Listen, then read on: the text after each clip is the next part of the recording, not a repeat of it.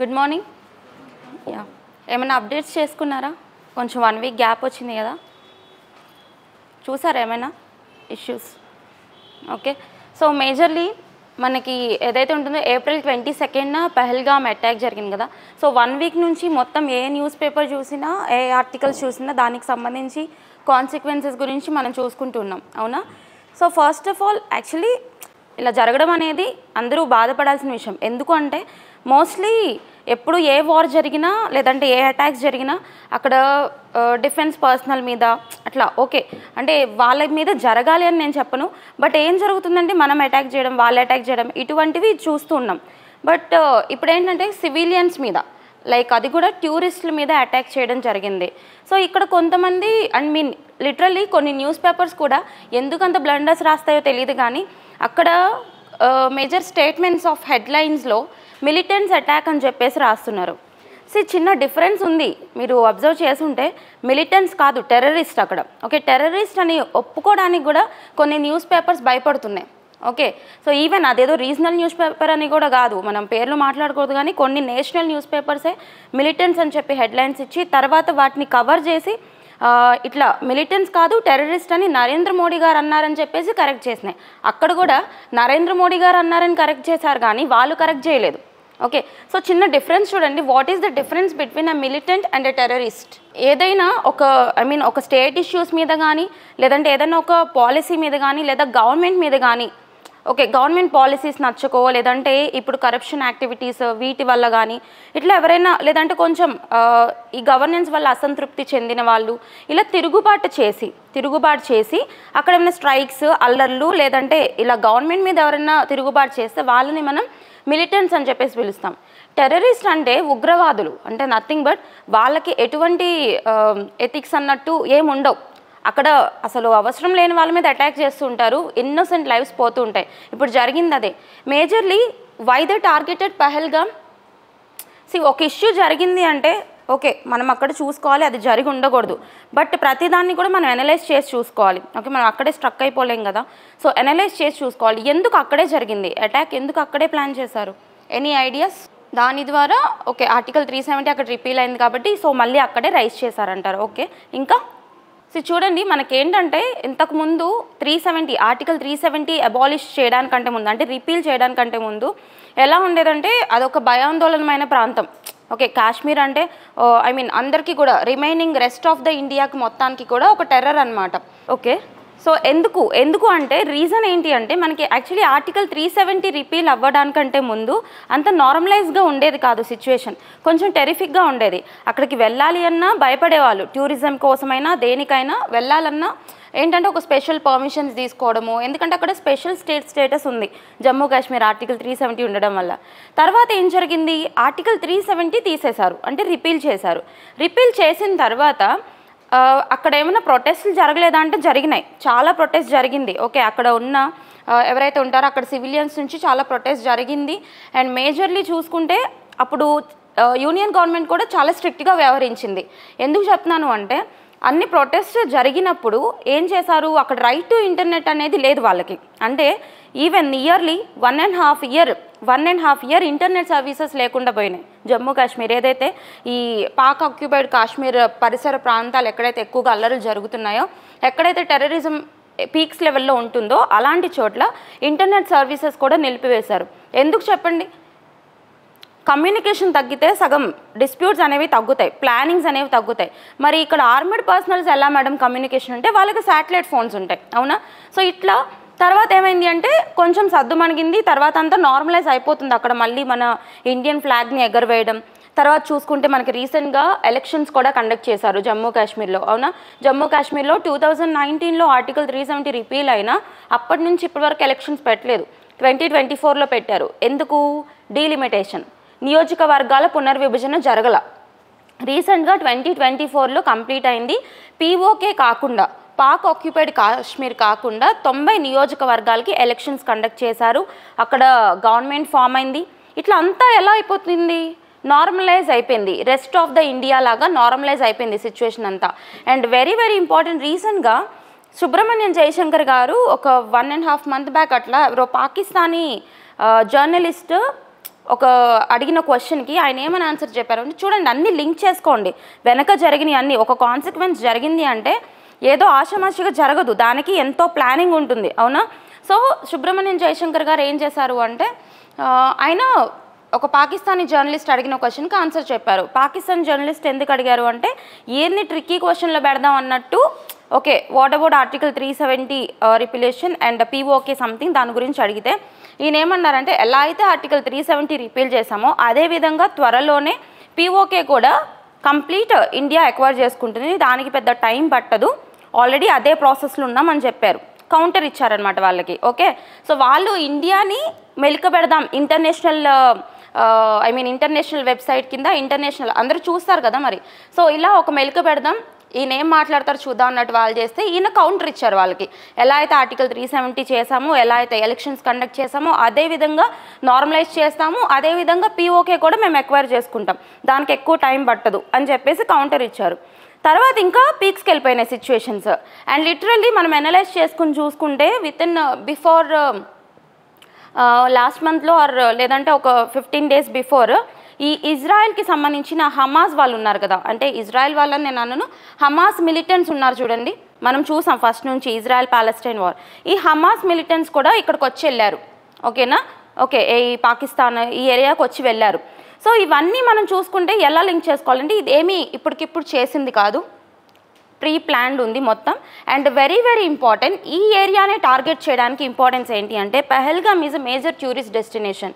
దాన్ని స్విట్జర్లాండ్తో పోలుస్తారు, ఆ ప్రాంతాన్ని స్విట్జర్లాండ్తో పోలుస్తారు. స్విట్జర్లాండ్ వెళ్ళలేక స్విట్జర్లాండ్ వెళ్ళాలని కోరుకున్న వాళ్ళందరూ కూడా పెహల్గామ్ విజిట్ చేస్తారు, ఎక్కువగా టూరిస్ట్ డెస్టినేషన్ అనమాట. అండ్ ఇంకొకటి ఏంటి అంటే, రాబోతున్న అమర్నాథ్ యాత్ర, అమర్నాథ్ తెలుసు కదా, అమర్నాథ్ జ్యోతిర్లింగాల్లో ఒకటి అమర్నాథ్. సో అమర్నాథ్కి లక్షల మంది వెళ్తారు, అది డేంజరస్ రూట్ అయినా కానీ వెళ్తారు, ఎందుకంటే మనకి ఈ తీర్థయాత్రలు చేయడం బాగా ఇష్టం కాబట్టి ఇండియన్స్కి, అండ్ జ్యోతిర్లింగాలను అన్నింటినీ విజిట్ చేస్తుంటారు కాబట్టి అమర్నాథ్ని చూడడానికి వెళ్తారు. సో అమర్నాథ్ యాత్రకి సంబంధించి టూరిస్టులు అందరూ వస్తారు కాబట్టి తర్వాత టూరిస్టులో ఒక భయాందోళన క్రియేట్ చేయాలి, ఎందుకులే ఇప్పుడు కాశ్మీర్ వెళ్ళడం అని చెప్పి. అక్కడ సిచ్యువేషన్ నార్మలైజ్గా ఉండకూడదు, అందరూ ఇంతకుముందు ఎలా అయితే టెరిఫిక్గా ఫియర్ అయ్యేవాళ్ళో అదే విధంగా టెరిఫిక్గా ఫియర్ అవ్వాలి అని చెప్పి మేజర్గా ఇప్పుడు వీళ్ళు వెళ్ళి మిలిటరీ వాళ్ళని అటాక్ చేశారు అనుకుందాం ఫర్ ఎగ్జాంపుల్, టూరిస్టులు ఏమైనా భయపడతారా? ఓకే, అక్కడక్కడ వార్స్ జరుగుతున్నాయి అన్నట్టు వెళ్ళిపోతారు, నార్మలైజ్గానే ఉంటుంది. ఇప్పుడు ఏం తెలియని ఇన్నోసెంట్ టూరిస్టులని అటాక్ చేసినప్పుడు ఇక్కడ వెళ్ళాలి అన్న వాళ్ళల్లో ఆ ఆలోచన ఉంటుందా? ఉండదు. ఖచ్చితంగా కొంతమంది హీరోయిజంగా సినిమాటిక్గా ఏవోవో చేస్తున్నారు, అంటే ట్వీట్స్ కావచ్చు, ఇవన్నీ ట్విట్టర్లో కావచ్చు, ఏమని నా ఇండియాలో నేను ఎక్కడికైనా వెళ్తా, మీరెవరు నన్ను ఆపడానికి, నేను వెళ్తున్నా, ఇటువంటి స్టేట్మెంట్స్ అన్నీ. మళ్ళీ ఎలా అంటే ఏదో బాహుబలి డైలాగ్స్ అనమాట, నాతో వచ్చేదెవరు నాతో చచ్చేదెవరు, ఇటువంటి డైలాగ్స్. ఏంటంటే అక్కడ దాన్ని దరిద్రం అనాలో ఏమనుకోవాలో కానీ అక్కడ అందరూ కూడా ఖండించాల్సిన విషయం, సంతాపం తెలియచేయాల్సిన విషయం. కానీ వీళ్ళు ఎలా చేస్తున్నారు, దాన్ని కూడా యూటిలైజ్ చేసుకుంటున్నారు, అవునా? మిస్యూజ్ అనమాట. సో చూడండి, most of the people families ఉన్న వాళ్ళందరూ కూడా, మ్యాక్సిమం ఫ్యామిలీస్ ఉంటారు, ఎవరొకరు ఉంటారు, అవునా? ఖచ్చితంగా భయపడతారు వెళ్ళడానికి. సో ఇది వాళ్ళ మెయిన్ మోటో, టూరిస్టులని అటాక్ చేయడం వెనక ఉన్న మెయిన్ మోటో ఇది. ఓకే, సో ఎప్పుడు చూసాం మనం? April 22nd అటాక్ చూసాం. ఓకే, సో దీనికి సంబంధించి మనం ఎగ్జామినేషన్ పాయింట్ ఆఫ్ వ్యూలో ఏం చూసుకోవాలి, ఇప్పటివరకు మనం చూసాము ఏం జరిగింది, అనలైజ్ చేసాము సిచ్యువేషన్స్ ఏంటి అని చెప్పేసి. సో ఎగ్జామినేషన్ పాయింట్ ఆఫ్ వ్యూలో చూసుకుంటే what are the stances taken by Indian government? Indian government ఏం స్టాన్సెస్ తీసుకుంది with immediate effect? Sindhu, okay, Indus water ట్రీటీని అబే చేసింది, అంటే సస్పెన్షన్ పెట్టింది. అండ్ ఇంకొకటి వచ్చేసి సార్క్ వీసా ఎక్స్టెన్షన్ ప్రోగ్రామ్ కింద ఇండియాలో ఉన్న వాళ్ళందరూ కూడా 48 hours వెళ్ళిపోవాలని చెప్పింది. అండ్ పంజాబ్కి సంబంధించిన అతారీ వాగా బోర్డర్ ఏదైతే ఉంటుందో అమృత్సర్ డిస్ట్రిక్ట్కి సంబంధించి ఉంటుంది. సో ఈ అతారీ వాగా బోర్డర్కి సంబంధించి యాక్చువల్లీ అక్కడ బీటింగ్ రిట్రీట్ సెరమనీ జరుగుతుంది everyday.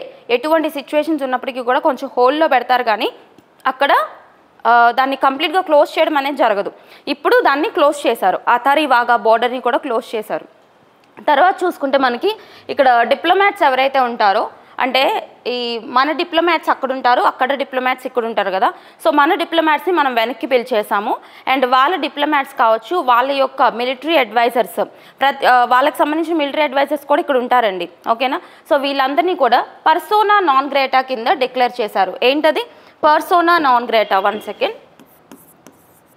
Persona non grata. What do you mean by persona non grata? కొన్ని టెక్నికల్ టర్మ్స్ నేర్చుకోండి. పర్సోనా నాన్ గ్రేటా అంటే ఏంటి అంటే ఏం లేదు, ఇక మీదట మీరు ఎక్కడన్నా చూసినా గుర్తుపెట్టుకోండి, పర్సోనా నాన్ గ్రేటా కింద ఒక పర్సన్ని డిక్లేర్ చేయడం అంటే you does not belong to hear, get out, అంతే. అర్థమైందా? దాని మీనింగ్ ఏంటంటే మీరు ఇక్కడికి చెందిన వాళ్ళు కాదు, ఇక్కడ ఉండే అర్హత లేదు, బయటికి పొమ్మని అర్థం. ఓకే, అది మన ఇండియన్స్ గురించి వేరే వాళ్ళు చెప్పినా, మనం వేరే వాళ్ళ గురించి చెప్పినా ఆ మీనింగ్ వస్తుంది పర్సోనా నాన్ గ్రేటా అంటే. సో ఇక్కడ హెడ్లైన్స్లో కూడా ఇవ్వడం జరిగింది. మీరు ఏదైనా ఆర్టికల్స్ చూసినప్పుడు కన్ఫ్యూజ్ అవ్వకండి. అక్కడ all the Pakistani diplomats were declared as persona non grata అని వచ్చింది అనుకోండి, అంటే ఏం లేదు, మీరు ఇక్కడికి చెందిన వాళ్ళు కాదు. ఏం జరిగినా వాళ్ళకి తెలియకుండా జరుగుతుందా? తెలుస్తుంది కదా. ఇప్పుడు ఎలా అయితే మనం అన్ని హై లెవెల్ మీటింగ్స్ పెట్టుకుంటున్నామో అలాగే వాళ్ళు చేస్తారు, అవునా. కాకపోతే కొంచెం కోఆర్డినేషన్ తక్కువ వాళ్ళకి. ఇండియన్ గవర్నమెంట్కి ఉన్నంత కోఆర్డినేషన్ అయితే లేదు. ఎందుకు లేదని చెప్తున్నానంటే రీసెంట్గా వాళ్ళ డిఫెన్స్ మినిస్టర్, అంటే వాళ్ళందరూ ఖండిస్తూ పోతుంటే మేము చేయలేదని వాళ్ళ డిఫెన్స్ మినిస్టర్ ఇంటర్నేషనల్ మీడియాలోనే మేము చేశాము అన్న మీనింగ్ వచ్చేటట్టు మాట్లాడాడు. ఓకేనా. సో అంటే చూడండి వాళ్ళ కోఆర్డినేషన్ లెవెల్స్ ఎలా ఉన్నాయో.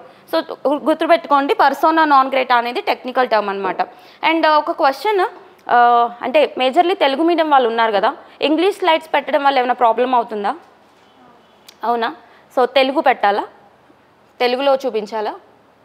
అంటే అందరూ ఒక మాట అనుకుని నాకు ఇన్ఫామ్ చేయండి, సరేనా.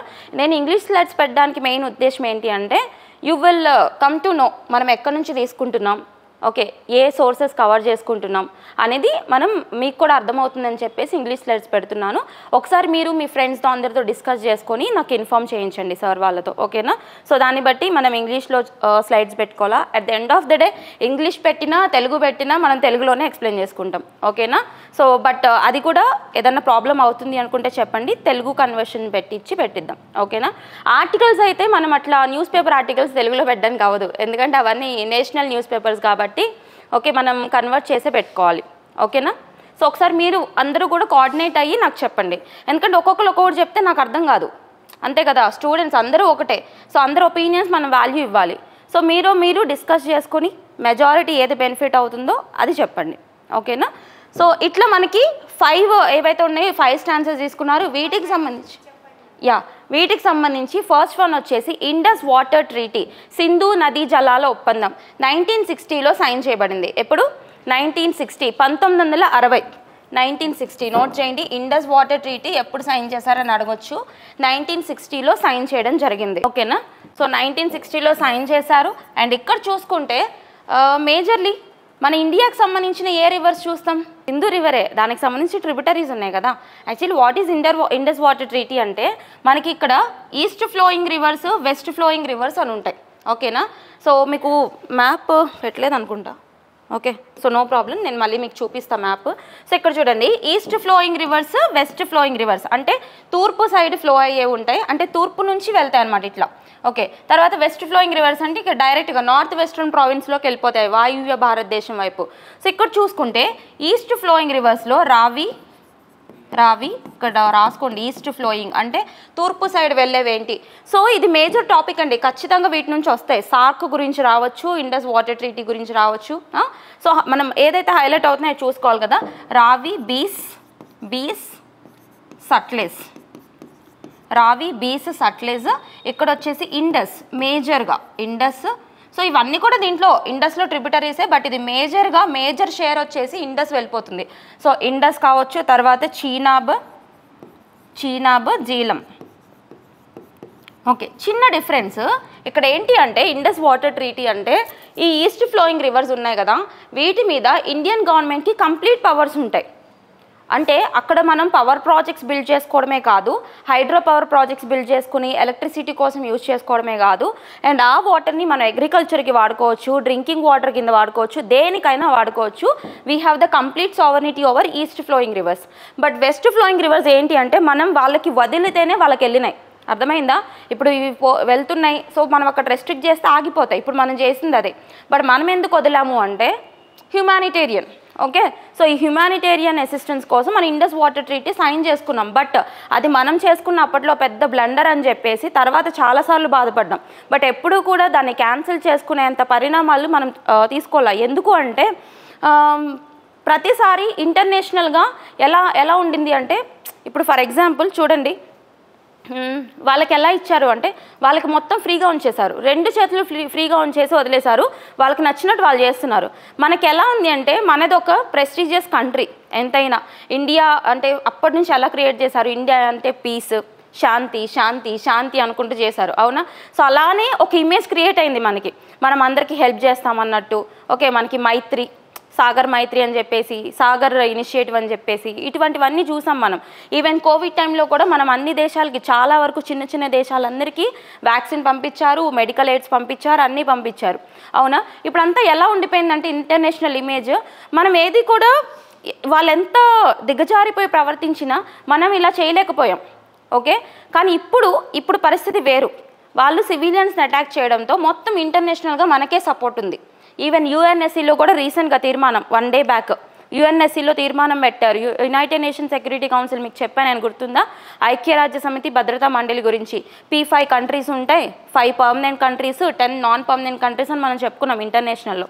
సో యుఎన్ఎస్సీలో తీర్మానంలో కూడా మనల్ని సపోర్ట్ చేశారు అందరూ కూడా. విచిత్రం ఏంటంటే అక్కడ పాకిస్తాన్ కూడా సపోర్ట్ చేసింది. అంటే ఏంటంటే ఎలా వాళ్ళే చేస్తారు, వాళ్ళే ఖండిస్తారనమాట. ఎందుకంటే మేము చేయలేదని చెప్పుకోవడానికి, అర్థమైందా? సో చూడండి, అది యుఎన్ఎస్సీ గురించి మనం చదువుకున్నాం ఆల్రెడీ. సో ఇలా ఉండడం వల్ల ఇప్పటి వరకు మనం ఇలా చేయలేకపోయాం. బట్ ఇప్పుడు మనకు ఒక ఛాన్స్ వచ్చింది, సో ఆపేసాం. ఇండస్ వాటర్ ట్రీటీని సస్పెండ్ చేసాం. ఏంటంటే ఈ 3 rivers ఉన్నాయి కదా, వీటి మీద మనకి కంప్లీట్ సావర్నిటీ లేదు. అంటే వీటి మీద ఏమైనా ప్రాజెక్ట్స్ ఏమైనా చేసుకుంటే చేసుకోవచ్చు కానీ, బట్ వాటిని మనం అగ్రికల్చర్ పర్పస్ కోసం వాడుకోవడం, ఇవి ఫ్లో అయ్యే చుట్టుపక్కల ప్రదేశాల కోసం, అగ్రికల్చర్ ఇరిగేషన్ కోసం కానీ, డ్రింకింగ్ వాటర్ కోసం కానీ దేనికోసం మనం వాడుకోకూడదు. ఇవి పాకిస్తాన్లో ఫ్లో అయిపోతాయి అన్నమాట, వాటి ప్రావిన్సెస్లోకి. అయితే ఇప్పుడు ఏం చేసామంటే వీటిని సస్పెండ్ చేసాం మనం, ఓకేనా? ఇది ఇండస్ వాటర్ ట్రీటీకి సంబంధించి. ఈస్ట్ ఫ్లోయింగ్ రివర్స్ ఏంటి, వెస్ట్ ఫ్లోయింగ్ రివర్స్ ఏంటి అని అడుగుతారు, ఓకేనా? ఆ పాయింట్ గుర్తుపెట్టుకోండి.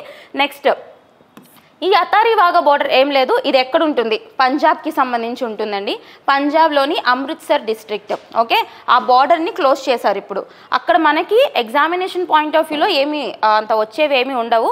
ఓకే, జస్ట్ గుర్తుపెట్టుకోండి, పంజాబ్కి సంబంధించి ఉంటుంది. బీటింగ్ రిట్రీట్ సెరమనీ జరుగుతుంది అక్కడ. బీటింగ్ రిట్రీట్ అంటే ఎవ్రీ డే ఏదైతే ఉంటుందో మార్చ్ ఫాస్ట్ చేసుకోవడము, ఫ్లాగ్ సెల్యూట్ చేసుకోవడం, ఫ్లాగ్ అప్ చేసుకోవడం, ఫ్లాగ్ డౌన్ చేసుకోవడం, అంతే కదా. మనకి ఫ్లాగ్ కోడ్ ఉంటుంది. సూర్యాస్తమం తర్వాత మనం డౌన్ చేసేయాలి. ఓకే, డౌన్ చేసుకోవడం. అండ్ ఆ బార్డర్ ఏదైతే ఉంటుందో అక్కడ ఇరు దేశాలకు సంబంధించిన మిలిటరీ వాళ్ళు షేక్ హ్యాండ్స్ ఇచ్చుకుంటూ ఉంటారు. అంటే అక్కడ ఏంటంటే ఒపీనియన్, ఎన్ని గొడవలున్నా ఏమైనా ఎప్పటికైనా కలుస్తారు. ఓకే, ఎప్పటికైనా ఒక బ్రదర్హుడ్నెస్ అనేది వస్తుంది అని చెప్పి. ఎందుకు మనకి 1947 ఇండిపెండెన్స్ వచ్చింది, అప్పుడు పార్టిషన్ జరిగింది కంట్రీకి. అయినప్పటికీ కూడా మనం అందరం ఎట్లా ఉంటాం, అప్పుడు చాలా బాధపడ్డాం యాక్చువల్లీ. ఎప్పుడు 1947 August 14th partition horrors day అని మనం చదువుకున్నాం. విభజన ఘోరాల స్మారక దినోత్సవం. ఫస్ట్ పాకిస్తాన్ సెపరేట్ అయిపోయింది. 1947 August 15th మనం ఎంత హ్యాపీగా ఫీల్ అయ్యామో బ్రిటిష్ నుంచి ఇండిపెండెన్స్ వచ్చిందని. 14th అంత బాధపడ్డారు. ఎందుకంటే మనం అప్పటి వరకు మన బ్రదర్స్ లాగా చూసుకున్న వాళ్ళందరూ కూడా వెళ్ళిపోయారు. ఓకే, పాకిస్తాన్లోకి చీలిపోయారు. సో అప్పటి నుంచి ఏంటంటే ఒక ఫీలింగ్ అనేది ఉంది, ఎప్పటికైనా కలవచ్చు ఎన్ని గొడవలు ఉన్నా అని చెప్పేసి. అందుకని చెప్పేసి డైలీ ఏంటంటే షేక్ హ్యాండ్స్ ఇచ్చుకుంటూ ఉంటారు 2 మిలిటరీస్ వాళ్ళు. కానీ ఇప్పుడు అది పోయింది, అందరికీ పోయింది. ఒక soft corner, minimum soft corner కూడా పోయింది. సో అది క్లోజ్ చేశారు. నెక్స్ట్ చూసుకుంటే సార్క్ అంటే మనకి 1985లో స్టార్ట్ అయిందండి. సార్క్ గ్రూపింగ్ అనమాట. సో చూద్దాం ఒకసారి ఏమేమి కంట్రీస్ ఉంటాయి. 8 కంట్రీస్ ఉంటాయి. సార్క్లో ఎన్ని కంట్రీస్ ఉన్నాయి? 8 కంట్రీస్.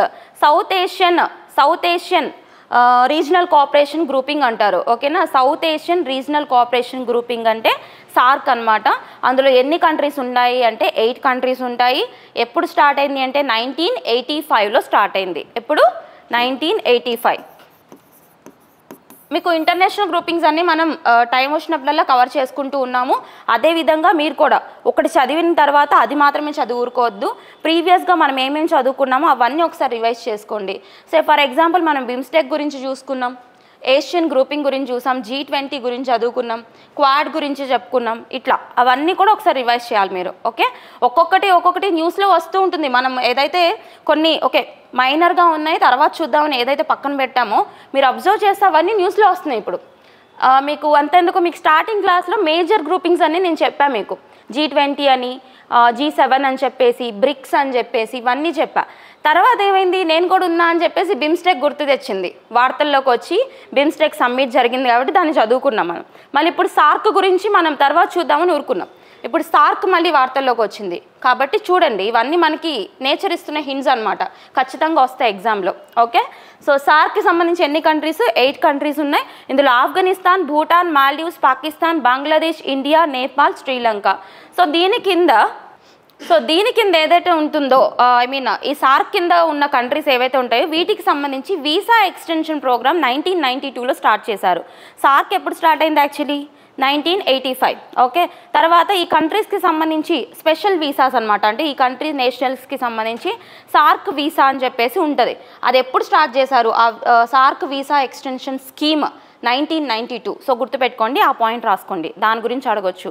అందరూ గుర్తుపెట్టుకుంటారు 1985 స్టార్ట్ అయింది సార్క్ అని.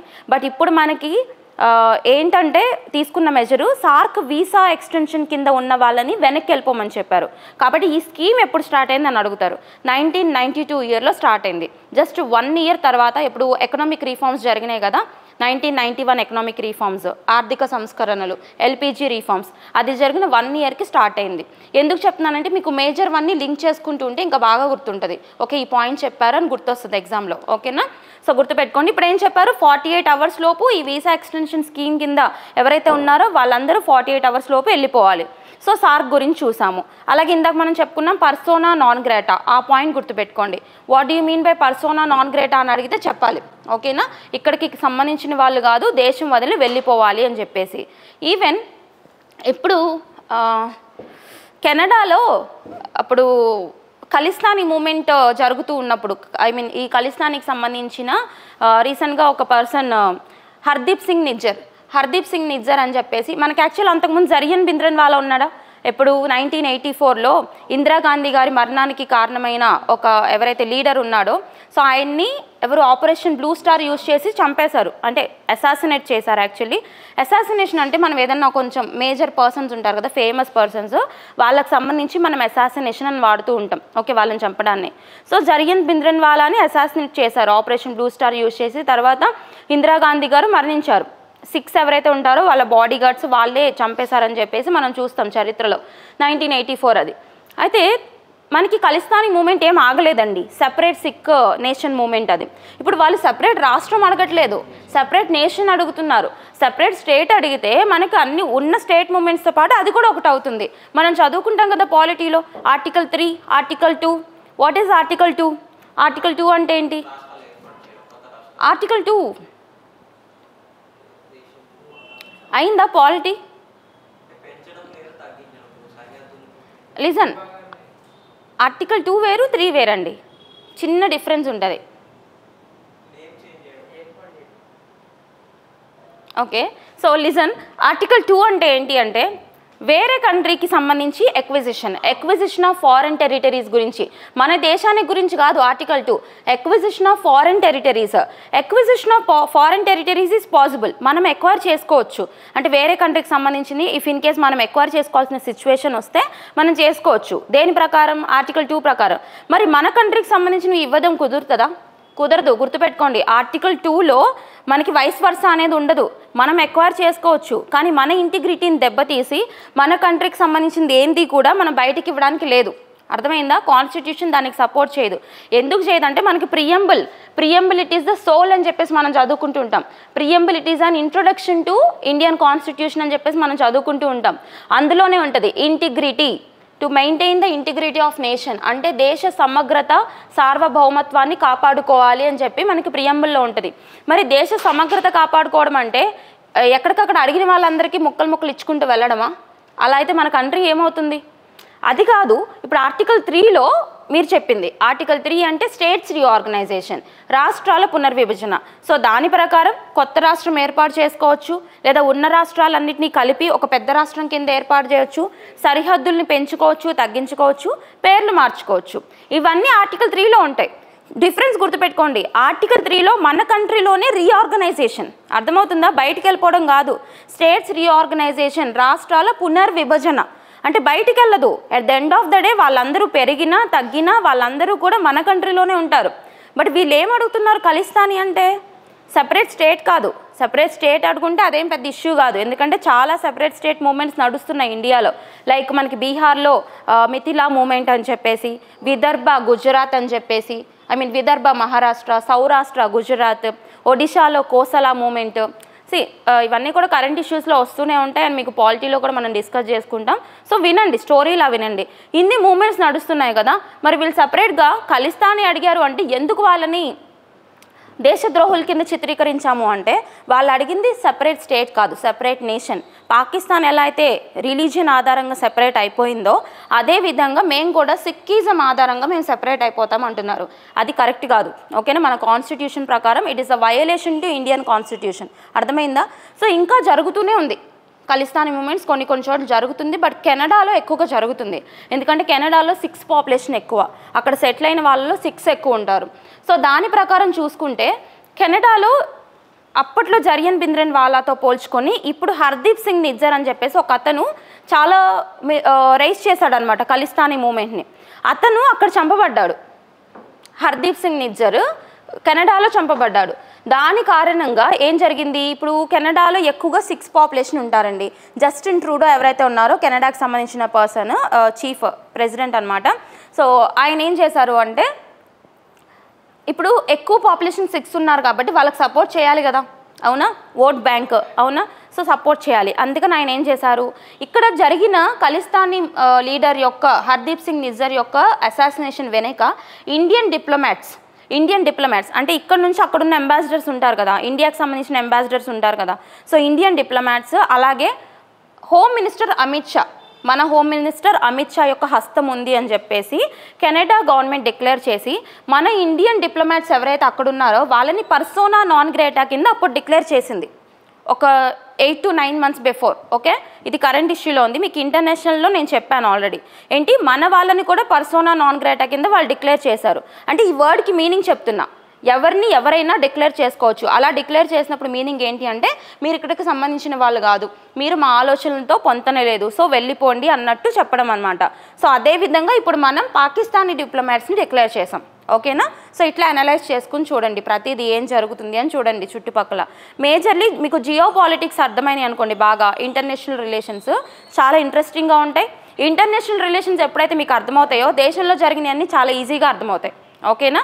మేజర్గా మీకు ఇంటర్నేషనల్ రిలేషన్స్ ఫోకస్ చేయాలి ఎప్పుడు కూడా, ఓకే? సో ఇది మన ఫస్ట్ కాన్సెప్ట్. సార్క్కి సంబంధించి గుర్తుపెట్టుకోండి, 1992 వీసా ఎక్స్టెన్షన్ స్కీమ్ మాత్రం బాగా గుర్తుపెట్టుకోవాలి. అండ్ మనకి ఇప్పుడు ఆపరేషన్ టిక్కా అని చెప్పేసి ఒకటి స్టార్ట్ చేశారు, చూసారా? ఆపరేషన్ టిక్కా అంటే ఏంటంటే, మన డిఫెన్స్ ఫోర్సెస్ ఇప్పుడు పాకిస్తాన్కి సంబంధించి ఎవరైతే ఉంటారో, ఈ టెర్రరిస్టులు ఎవరైతే ఉంటారో వాళ్ళని ఏరిపారేసే ఆపరేషన్ అనమాట. పీఓకే ప్రాంతానికి సంబంధించి ఆపరేషన్ టిక్కా ఇప్పుడు రీసెంట్గా లాంచ్ చేశారు. ఓకే, ఆపరేషన్ ఆక్రమణ్ అని చెప్పేసి ఇంకొకటి లాంచ్ చేశారు. ఈ ఆపరేషన్ ఆక్రమణ్ ఏంటి అంటే, ఇది ఇండియన్ ఎయిర్ ఫోర్స్ వాళ్ళు అక్కడ ఏదైతే రఫేల్ ఫైటర్ జెట్స్ ఉంటాయి కదా, రఫేల్ ఫైటర్ జెట్స్ యూజ్ చేసి అక్కడ విన్యాసాలు చేస్తున్నారనమాట. అక్కడ తర్వాత ఏదన్నా ఆపరేషన్ కండక్ట్ చేస్తే ఎలా ఉంటుంది అని చెప్పేసి రఫేల్ ఫైటర్ జెట్స్, మీకు చెప్పానా నేను? రఫేల్ ఫైటర్ జెట్స్ ఎక్కడి నుంచి తీసుకున్నాం మనం? రఫేల్ ఫైటర్ జెట్స్ మనం ఫ్రాన్స్ నుంచి తెచ్చుకున్నాం. ఎక్కడ? ఫ్రాన్స్ ఇంపార్టెంట్, అది వార్తల్లో ఉంది. రఫేల్ యుద్ధ విమానాలు, రఫేల్ ఫైటర్ జెట్స్, ఇవి మనం ఫ్రాన్స్కి సంబంధించి దసోల్ట్ నుంచి తెచ్చుకున్నాం. France దసోల్ట్ company.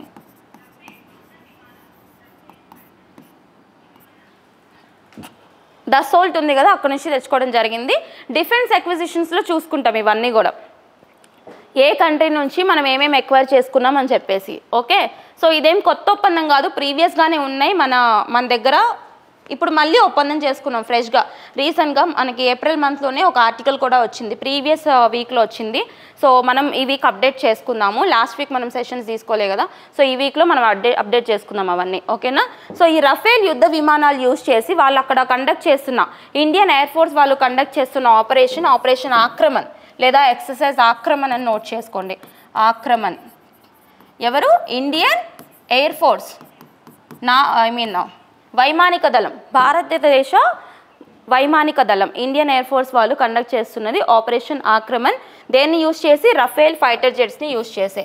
అండ్ ఇంకొకటి operation tikka.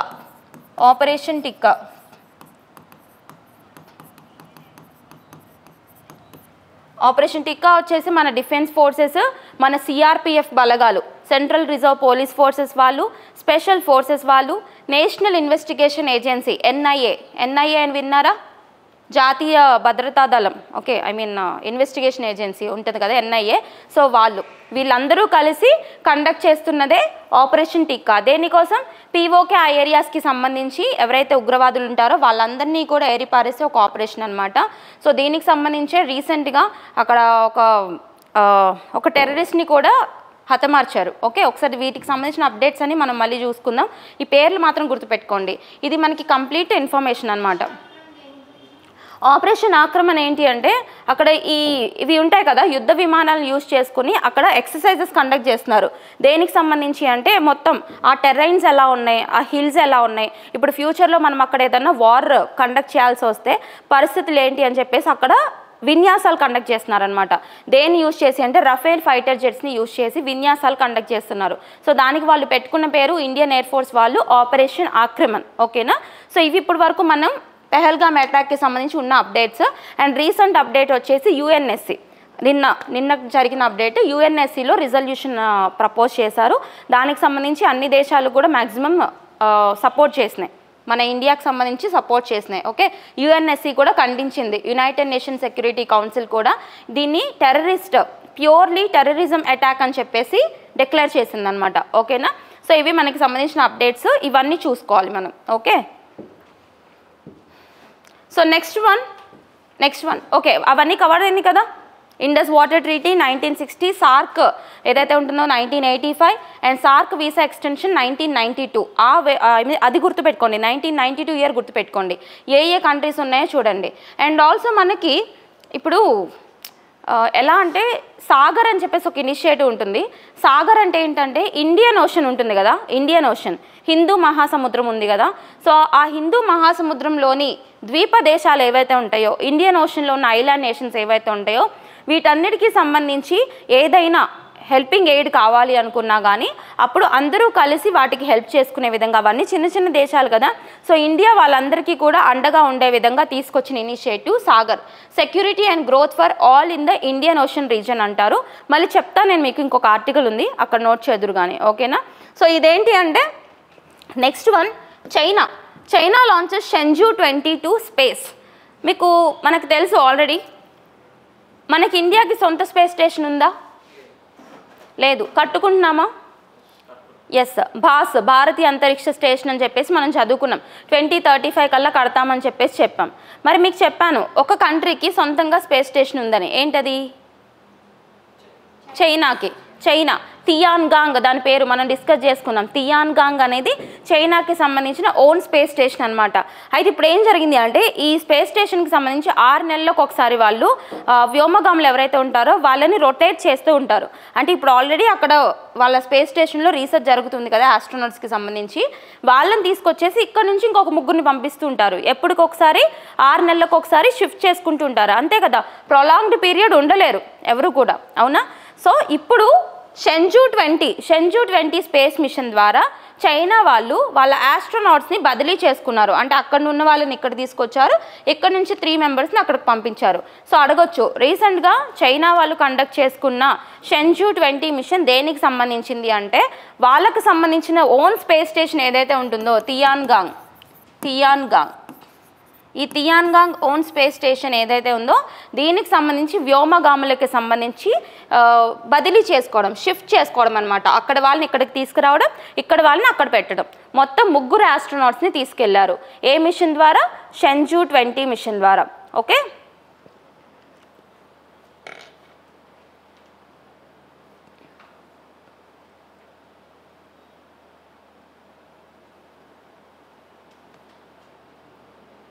So visa extension scheme ఏం లేదు. వీసా 1 సెకండ్ చిన్న రిపిటేషన్.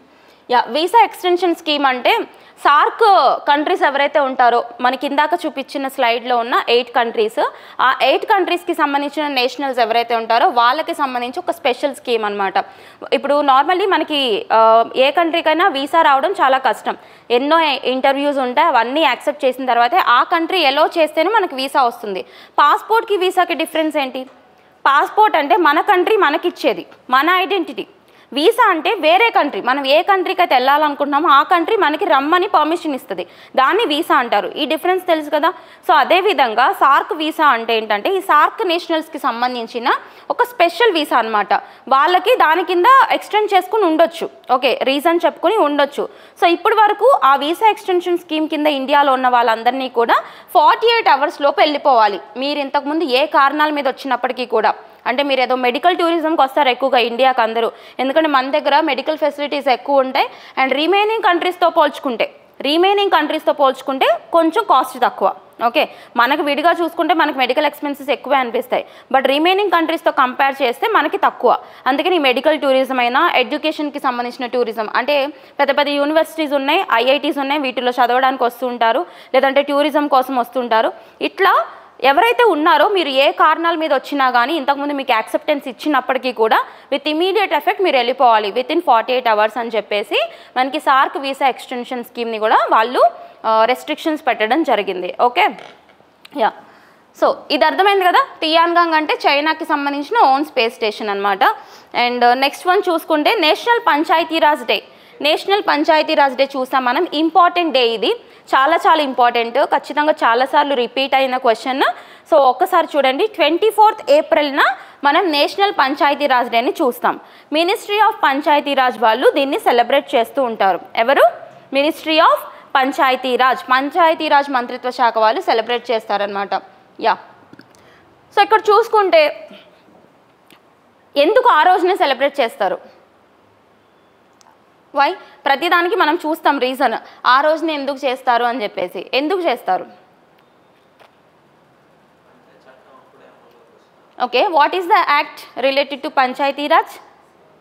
73, 74 చెప్పొద్దు, 74 మున్సిపాలిటీస్, ఓకే.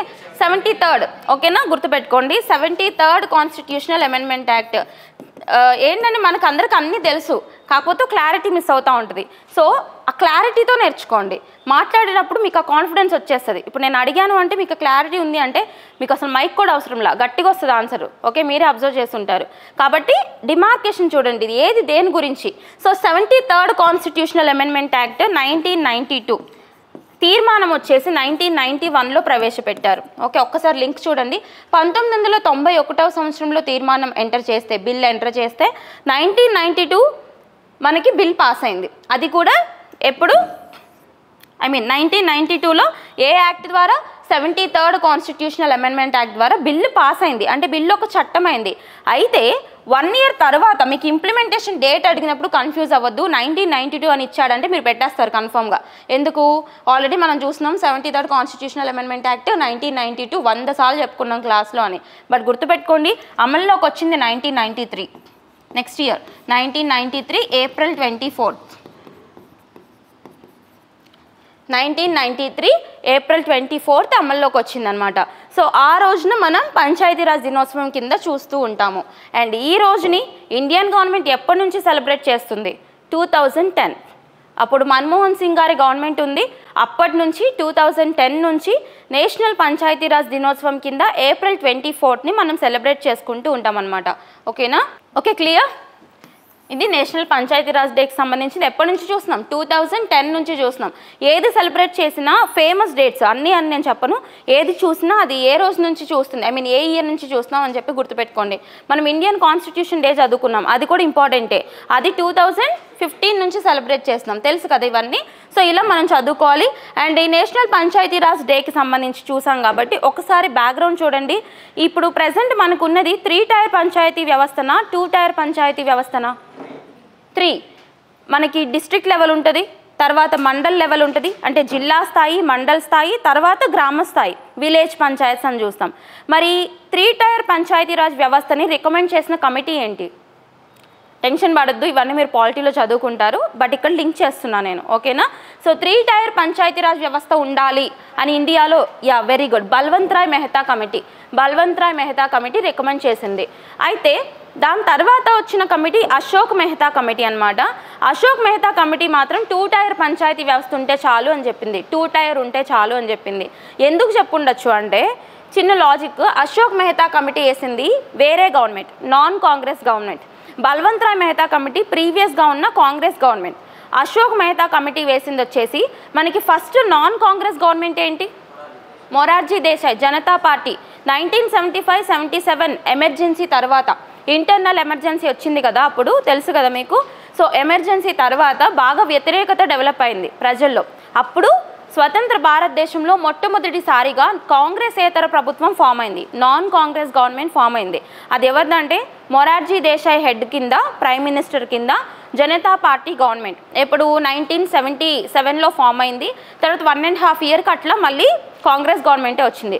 సో ఈ పీరియడ్ ఏదైతే ఉంటుందో జనతా పార్టీ ఉన్న పీరియడ్, ఆ టైంలో పంచాయతీరాజ్ మీద మళ్ళీ స్టడీ చేయడానికి అశోక్ మెహతా కమిటీ వేశారు. ఇప్పుడు ఆ కమిటీ ఏం చేస్తుంది? ఆబ్వియస్గా దీనికి ఆపోజిట్ రిపోర్టే ఇచ్చింది. So Balwant Rai Mehta committee 3 tier కావాలి అంటే అశోక్ మెహతా కమిటీ 2 టైరే చెప్పింది. మరి ఇంప్లిమెంట్ అయిందా?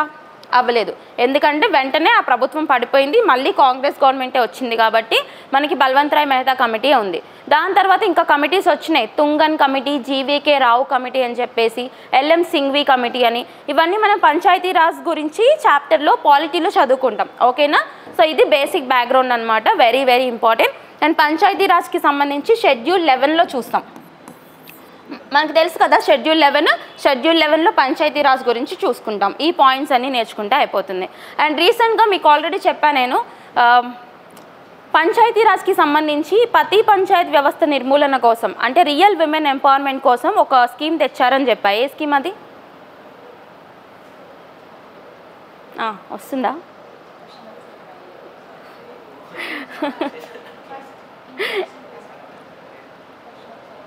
పంచాయతీరాజ్ వ్యవస్థలో రియల్ విమెన్ ఎంపవర్మెంట్ కోసం, అంటే మీకు చెప్పాను ప్రతి పంచాయత్ అంటే అక్కడ ప్రెసిడెంట్గా సర్పంచ్ కింద విమెన్ ఉన్నప్పటికీ కూడా డెసిషన్ అంతా వాళ్ళ ఇంట్లో హస్బెండ్స్ కానీ లేదా బ్రదర్స్ కానీ లేదా వాళ్ళ ఫాదర్స్ కానీ తీసుకుంటుంటారు. జస్ట్ సైన్ కోసం విమెన్ ఉంటారనమాట. దాన్ని మనం విమెన్ ఎంపవర్మెంట్ అని చెప్పలేం, అవునా? ఇప్పుడు కొన్ని చోట్ల విమెన్ నుంచి ఉంటే సానుభూతితో ఓట్లు పడతాయి, సింపతితో అయిన ఓట్లు పడతాయని చెప్పేసి ఇంట్లో మహిళల నుంచో పెడతారు ప్రెసిడెంట్ కింద. లేదా అక్కడ విమెన్కి ఫాలోయింగ్ ఉండొచ్చు, వాళ్ళ ఇంట్లో హస్బెండ్ ఎదవై ఉంటే వాళ్ళ వైఫ్ మంచిగా ఉందనుకోండి, వాళ్ళ వైఫ్ నుంచో పెట్టి గెలిపిస్తూ ఉంటారు. ఓకే, అట్లా చూస్తే దాన్ని మనం రియల్ ఎంపవర్మెంట్ అని పిలవము, విమెన్ ఎంపవర్మెంట్ అని. మరి అక్కడ రియల్ విమెన్ ఎంపవర్మెంట్ తీసుకురావాలి కదా, అలా తీసుకురావడానికి ఒక పథకం వచ్చింది. ఏంటది?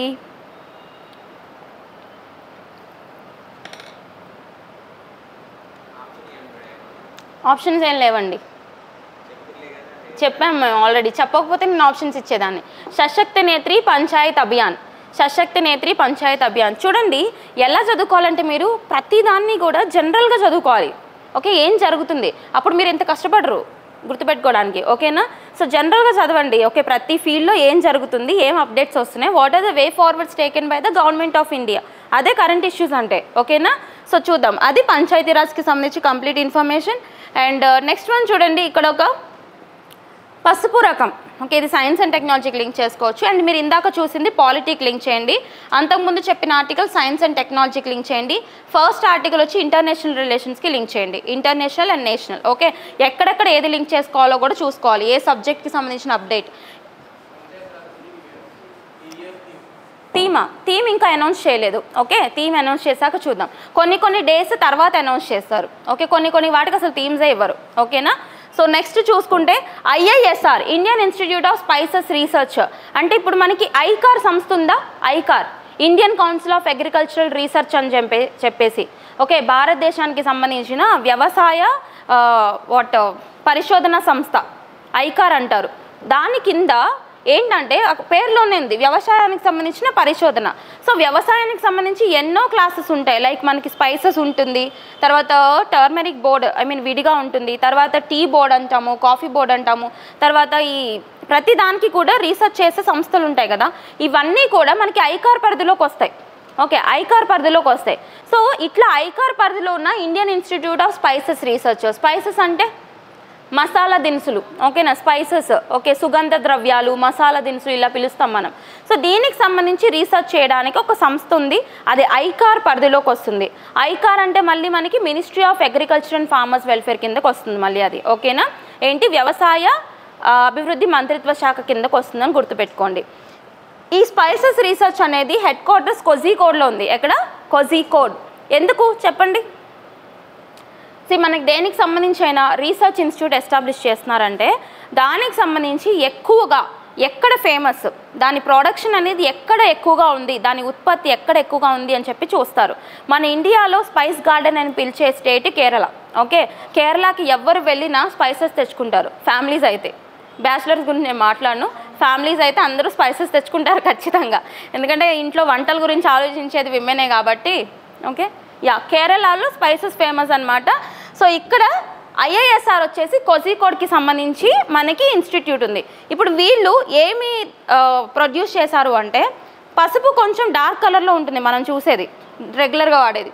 ఓకే, ఇక్కడ ఒక లైట్ కలర్ అనమాట, కొంచెం గంధం కలర్, ఓకేనా, ఇట్లా బాగా లైట్ కలర్ పసుపు ఒకటి తయారు చేశారు. సో గుర్తుపెట్టుకోండి, very very important, light colour rhizome, అది కూడా ఏంటి, టర్మరిక్ వెరైటీ. యాక్చువల్లీ టర్మరిక్ యొక్క సైంటిఫిక్ నేమ్ ఏంటి అడగొచ్చు, ఎందుకంటే టర్మరిక్ వార్తల్లోకి వచ్చింది కాబట్టి. కర్క్యూమా లాంగా, కర్క్యూమా లాంగా. సో చూడండి సైంటిఫిక్ నేమ్ ఎట్లా రాయాలో తెలుసు కదా. ఫస్ట్ ఇది జీనస్ నేమ్ అంటారు, ఇది స్పీషీస్ నేమ్ అంటారు. జీనస్ నేమ్ ఎప్పుడు కూడా క్యాపిటల్ లెటర్లో స్టార్ట్ అవ్వాలి, స్పీషీస్ నేమ్ స్మాల్ లెటర్లో రాయాలి. ఇలా రాయలేదంటే మనకు రాయడం రాదన్నట్టు. ఓకే, సో గుర్తుపెట్టుకోండి. టాక్సానమీ అని చెప్పేసి ఉంటుంది బయాలజీలో. టాక్సానమీ అంటే నేమింగ్ అనమాట, నామెన్క్లేచర్ గురించి చెప్తారు. సైంటిఫిక్ నేమ్ బైనియల్ నామెన్క్లేచర్ అంటారు దాన్నే, ఓకేనా. సో అందులో జీనస్ నేమ్ ఎప్పుడు కూడా క్యాపిటల్ లెటర్లో స్టార్ట్ అవ్వాలి, స్పీషీస్ నేమ్ స్మాల్ లెటర్లో రాయాలి. ఓకే, కర్క్యూమా లాంగా అనేది టర్మరిక్ యొక్క సైంటిఫిక్ నేమ్.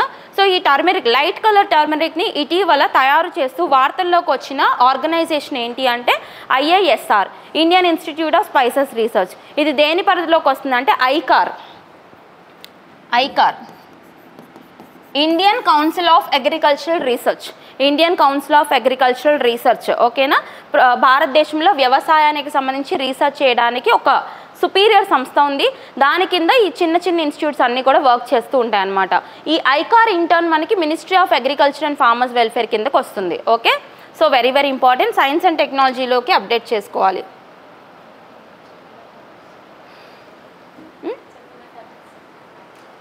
ఓకేనా, నెక్స్ట్ వన్. సో ఇదేంటంటే ఇది పాలిటిక్స్ సంబంధించి ఇంకొక అప్డేట్. మనం చూసాం కదా వక్ఫ్ అమెండ్మెంట్ యాక్ట్ గురించి. వక్ఫ్ అంటే మనం చదువుకున్నాం ఏంటి, డొనేటెడ్ ప్రాపర్టీ అని చెప్పేసి. దానికి సంబంధించి 2025 అమెండ్మెంట్ యాక్ట్ వచ్చింది, 1995కి సంబంధించిన దానికి సవరణ అని. సో దాంట్లో సెక్షన్ 40 రిమూవ్ చేశారని చెప్పి, సెక్షన్ 40 రిమూవ్ చేయడం అనేది చాలా గొడవకి దారి తీసిందని, రిలీజియస్ ప్రిన్సిపల్స్ని దెబ్బతీశారు అని చెప్పేసి అక్కడ ఎక్కువగా స్ట్రైక్స్ జరుగుతున్నాయని చెప్పి, freedom of religion, minority rights అన్నిటినీ కూడా వైలేట్ చేసే విధంగా ఉంది అని చెప్పేసి గొడవలు జరుగుతున్నాయి. ఇదంతా మనకు తెలుసు, చదువుకున్నాం ఆల్రెడీ వక్ఫ్ గురించి. దాంట్లో భాగంగా చూసుకుంటే వెస్ట్ బెంగాల్లో కూడా చాలా గొడవలు జరుగుతున్నాయి. అయితే ఇక్కడ వెస్ట్ బెంగాల్లో జరుగుతున్న గొడవలను ఉద్దేశించి ఒక పర్సన్ సుప్రీంకోర్టులో ఒక పిటిషన్ వేశారు. ఆ పిటిషన్ ఏంటి అంటే, ఇక్కడ అల్లర్లు జరుగుతున్నాయి కదా, ఒక స్టేట్లో కానీ కంట్రీలోనే ఒక స్టేట్లో కానీ లేదంటే ఏదన్నా ఒక ప్రదేశంలో కానీ అల్లర్లు జరిగినప్పుడు అక్కడ కంట్రోల్ చేయాల్సిన రెస్పాన్సిబిలిటీ ఏదైతే ఉంటుందో యూనియన్ గవర్నమెంట్కి ఉంటుంది అని చెప్పి మనకు ఒక ఆర్టికల్ చెప్తుంది. అదేంటంటే ఆర్టికల్ 355. ఓకే, ఆర్టికల్ 356 అంటే ఏంటి, కాన్స్టిట్యూషనల్ ఎమర్జెన్సీ, రాజ్యాంగ అత్యవసర పరిస్థితి లేదా రాష్ట్రపతి పాలన అని మనం చదువుకున్నాం. రాష్ట్రపతి పాలన అని జనరల్గా పిలుస్తాం, రాజ్యాంగంలో లేదు. దాన్ని ఏమనాలి, రాజ్యాంగ అత్యవసర పరిస్థితి అన్నారు. రీసెంట్గా మనం మణిపూర్కి సంబంధించి చదువుకున్నాం 356. 355లో ఏంటి అంటే, ఒక స్టేట్లో మన కంట్రీలోని ఒక స్టేట్లో లేదా ఒక ప్రాంతంలో ఏదన్నా ఇంటర్నల్ డిస్టర్బెన్సెస్ ద్వారా కానీ ఎక్స్టర్నల్ అగ్రెషన్ వల్ల కానీ అంటే బయట కారణాల వల్ల కానీ లేదా లోపలే ఏదైనా లా అండ్ ఆర్డర్ డిస్టర్బెన్సెస్ వల్ల కానీ గొడవలు జరిగితే కంట్రోల్ చేసి లా అండ్ ఆర్డర్ని కంట్రోల్ చేసిన రెస్పాన్సిబిలిటీ యూనియన్ గవర్నమెంట్కి ఉంటుంది ఇఫ్ ఇన్ కేస్ అక్కడ స్టేట్ గవర్నమెంట్ ఫెయిల్ అయితే. ఓకే, సో ఇలా ఒక పిటిషన్ పడింది. వెస్ట్ బెంగాల్లో చాలా అల్లర్లు జరుగుతున్నాయి వక్ఫ్ అమెండ్మెంట్ గురించి. అక్కడ state government is unable to control, law and order control చేయలేకపోతుంది. మమతా బెనర్జీ గారి గవర్నమెంట్ కదా, సో కంట్రోల్ చేయలేకపోతుంది. సో దీన్ని ఉద్దేశించి ఆర్టికల్ 355ని ఉద్దేశించి ఇక్కడ యూనియన్ గవర్నమెంట్ యాక్షన్ తీసుకునేలా చేయండి అని చెప్పేసి సుప్రీంకోర్టులో ఒక పిటిషన్ వేశారు. ఒక పర్సన్ సుప్రీంకోర్టులో పిటిషన్ వేశారు. అంటే ఆయన ఉద్దేశం ఏంటంటే ఇక్కడ ఆర్టికల్ 355 యూజ్ చేసుకుని అక్కడ యూనియన్ గవర్నమెంట్ కంట్రోల్ చేస్తూ ఉంది అంటే ఆర్టికల్ 355 మెల్లిమెల్లిగా 356కి దారితీస్తుంది. ఓకే, అంటే అక్కడ కూడా రాష్ట్రపతి పాలన వచ్చే ఛాన్సెస్ ఉన్నట్టు 355 వచ్చింది అంటే. సో ఇలా అని చెప్పేసి పిటిషన్ వేశారు కదా. ఇప్పుడు దీనికి సుప్రీంకోర్టు ఏం సమాధానం ఇచ్చింది అంటే లిటరల్లీ చెప్తున్నా, ఇప్పుడు వరకు చేసిన కాంట్రవర్సీ చాలా అన్నట్టు చెప్పింది. అంటే ఏంటంటే ఇప్పుడు మనం చదువుకున్నాం ఆల్రెడీ ఏంటి ఆర్టికల్ 200, 201, ఆర్టికల్ 142 గుర్తున్నాయి ఇవన్నీ. 142 కంప్లీట్ జస్టిస్ సంపూర్ణ న్యాయం సంబంధించి గవర్నర్ ఎవరు Tamil Nadu governor RN Ravi hold చేసిన బిల్స్ ఏవైతే ఉంటాయో తర్వాత ప్రెసిడెంట్ ఆఫ్ ఇండియాకి రిఫర్ చేసిన బిల్స్ 200 ప్రకారం ఆయన హోల్డ్ చేసుకున్నారు. 200 తర్వాత ఆ 200లోని ఇంకొక క్లాస్ ద్వారానే ప్రెసిడెంట్కి రిఫర్ చేశారు. 201 ప్రకారం ప్రెసిడెంట్ కూడా హోల్డ్ చేశారు. 201 ప్రకారం ప్రెసిడెంట్ ఏం చేయొచ్చు అని ఉంటుంది. గవర్నర్ రిఫర్ చేసిన బిల్స్ని ప్రెసిడెంట్ ఏం చేయొచ్చు అన్నది 201లో చూస్తాం మనం. సో 201 యూజ్ చేసి ప్రెసిడెంట్ కూడా హోల్డ్ చేశారు.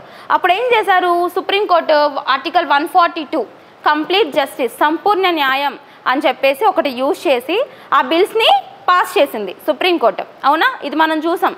దాని తర్వాత ఏమైందంటే అది ఒక పెద్ద కాంట్రవర్సీ అయింది. ఎందుకు అయింది అంటే అక్కడ చట్టాలు చేయడం అనేది లెజిస్లేచర్ పని. అవునా, మనం చదువుకుంటాం యూనియన్ గవర్నమెంట్, మీరు సిలబస్ చూసే ఉంటారు ఆల్రెడీ, అందరికీ స్టార్ట్ అయింది కదా polity, English medium Telugu medium. Okay, సిలబస్లో మనం చూస్తాం doctrine of separation of powers అని చెప్పేసి లెజిస్లేచర్, ఎగ్జిక్యూటివ్, జ్యుడిషియరీ 3 రకాలుగా చూసుకుంటాం. లెజిస్లేచర్ పని ఏంటి? చట్టాలు చేయడం. ఎగ్జిక్యూటివ్ వాటిని అమలుపరచాలి. జ్యుడిషియరీ ఏదన్నా వాటిలో డిస్ప్యూట్స్ ఏదంటే గ్రీవెన్సెస్ వస్తే అవి కోర్టు జోలికి వచ్చినా లేదంటే రాకపోయినా సుమోటోగా తీసుకుని జ్యుడిషియరీ అనేది వాటిని రిజాల్వ్ చేస్తూ ఉంటుంది. అవునా, ఇక్కడ ఏం చేసింది జ్యుడిషియరీ చెప్పండి? ఇండైరెక్ట్గా లెజిస్లేచర్లో వేలు పెట్టింది. అంటే బిల్స్ హోల్లో ఉన్నాయి అంటే ఏంటది? అవి చట్టాలు, తర్వాత చట్టాలు అవ్వాలి. ఇప్పుడు ఏం చేసింది? జ్యుడిషియరీ చట్టాలు చేసింది. అంటే జ్యుడిషియరీ లెజిస్లేచర్లో వేలు పెట్టింది. అర్థమైందా? సో కానీ అక్కడ వాళ్ళు యూజ్ చేసుకున్నది ఏంటంటే కంప్లీట్ జస్టిస్ అది కాన్స్టిట్యూషన్లో ఉంది కాబట్టి, అది కాన్స్టిట్యూషన్ వయలేషన్ కాదు కాబట్టి మేము చేసాం అంటున్నారు. కానీ బయటంతా ఎలా వచ్చింది అంటే మనకి doctrine of separation of powers ఉన్నప్పుడు మీరు వాటిని గౌరవించరా? జ్యుడిషియరీ పని ఏంటి? చట్టాలు చేయడమా? అవునా, సో ఇలా నేను చెప్పలేదండి, వైస్ ప్రెసిడెంట్ జగదీప్ ధన్కర్ అన్నారు. ఓకేనా, మన వైస్ ప్రెసిడెంట్ ఉన్నారు కదా జగదీప్ ధన్కర్ అన్నారు జ్యుడిషియరీ పని ఏదైతే ఉంటుందో జ్యుడిషియల్ రివ్యూ చేయడం, న్యాయ సమీక్ష అంటాం. మనం ఆర్టికల్ 13లో చూసుకుంటాం ఫండమెంటల్ రైట్స్లో న్యాయ సమీక్ష అంటే ఏంటి? ఏది అల్ట్రా వైర్స్ ఉంది, ఏది ఇంట్రా వైర్స్ ఉంది రాజ్యాంగం ప్రకారం అని చూసుకుంటాము. ఇక్కడ మీరు లెజిస్లేచర్లో వేలు పెట్టడం వల్ల doctrine of separation of powers అనేది పోతుంది. మనకి basic structure of Indian constitution రాజ్యాంగ మౌలిక స్వరూపం అని ఒకటి ఉంటుంది. 1973 కేశవానంద భారతి కేసు ఉందా? అందులో చెప్తారు మీరు ఏమైనా చేసుకోండి, ఎలా అయినా అమెండ్ చేసుకోండి, ఏ మార్పులైనా చేసుకోండి, కానీ అది ఎప్పటి వరకు? రాజ్యాంగ మౌలిక స్వరూపాన్ని డిస్టర్బ్ చేయనంత వరకు. You should not disturb the basic structure of constitution అని చెప్పిన కేసు కేశవానంద భారతి కేసు. మరి మన యొక్క బేసిక్ స్ట్రక్చర్ ఆఫ్ కాన్స్టిట్యూషన్లో ఈ doctrine of separation of powers కూడా వస్తుంది. ఓకేనా, మరి అది ఇప్పుడు డిస్టర్బ్ అవుతుంది కదా ఇండైరెక్ట్గా. అవునా, సో ఇట్లా ఒక డిస్ప్యూట్ అనేది రైజ్ అయింది కదా. ఇప్పుడు సుప్రీంకోర్టు ఏం చెప్పింది అంటే ఆల్రెడీ మాకు చేసిన చాలు, మేము ఇంక ఇన్వాల్వ్ అవ్వమన్నట్టుగా ఒక స్టేట్మెంట్ ఇచ్చిందనమాట. సో ఒక్కసారి స్టేట్మెంట్ చదవండి, అర్థమవుతుంది. So judicial overreach occurs. Judicial overreach అంటే తన పరిధి కాకుండా వేరే దానికి వెళ్దాం. Overreach occurs when the judiciary exceeds అంటే తన పరిధి మించి వెళ్ళడం అనమాట. Exceeds its constitutional role by interfering with the functions of legislative or executive branches of the government. అర్థమైందా? జ్యుడిషియల్ ఓవర్ రీచ్ అంటే ఏంటంటే తన పరిధిని దాటి విచ్ ఎక్సీడ్స్ దాని ఫంక్షన్స్, అది కాన్స్టిట్యూషన్లో పేర్కొన్న ఫంక్షన్స్ కాకుండా తన పరిధిని దాటేసి లెజిస్లేచర్లో కానీ ఎగ్జిక్యూటివ్లో కానీ వేలు పెట్టడం అనమాట. ఓకేనా? సో ఈ పాయింట్ని ఉద్దేశించుకుని సుప్రీంకోర్టు ఇప్పుడు ఆ పిటిషన్ని తోసిపుచ్చింది. అర్థమైందా? వెస్ట్ బెంగాల్లో కూడా ఇట్లా జరుగుతుంది కాబట్టి అక్కడ లా అండ్ ఆర్డర్ డిస్టర్బెన్సెస్ ఉన్నాయి కాబట్టి ఆర్టికల్ 355 యూజ్ చేసుకుని గవర్నమెంట్కి పాస్ చేయమని చెప్పేసి పిటిషన్ పడితే అక్కడ ఇన్వాల్వ్ అవ్వదలుచుకోలేదు సుప్రీంకోర్టు. ఓకేనా? అక్కడ మళ్ళీ మనకి ఈ యొక్క ఏదైతే ఉంటుందో గవర్నర్ వర్సెస్ గవర్నమెంట్ డిస్ప్యూట్ మళ్ళీ రైజ్ అయిందనమాట. క్లియర్? సో ఇది మనం కాన్స్టిట్యూషన్కి అప్డేట్ చేసుకోవాలి, పాలిటీలోని అప్డేషన్ అనమాట. క్లియరా? సో ఆర్టికల్ 355 వార్తల్లో ఉంది, 356 వార్తల్లో ఉంది, 200 వార్తల్లో ఉంది, 201 ఉంది, 142 ఉంది, 155 ఉంది. ఇట్లా ఏవేమి ఆర్టికల్స్ వచ్చినాయో వార్తల్లోకి పక్కన జస్ట్ నోట్ చేసేసుకోండి. వాటి మీద మనం ఎక్కువ ఫోకస్ చేయాలన్నమాట ఫ్యూచర్లో. ఓకే? Next DBT. డీబీటీ అంటే డైరెక్ట్ బెనిఫిట్ ట్రాన్స్ఫర్. ఏంటి డైరెక్ట్ బెనిఫిట్ ట్రాన్స్ఫర్ అంటే? డైరెక్ట్ బెనిఫిట్ ట్రాన్స్ఫర్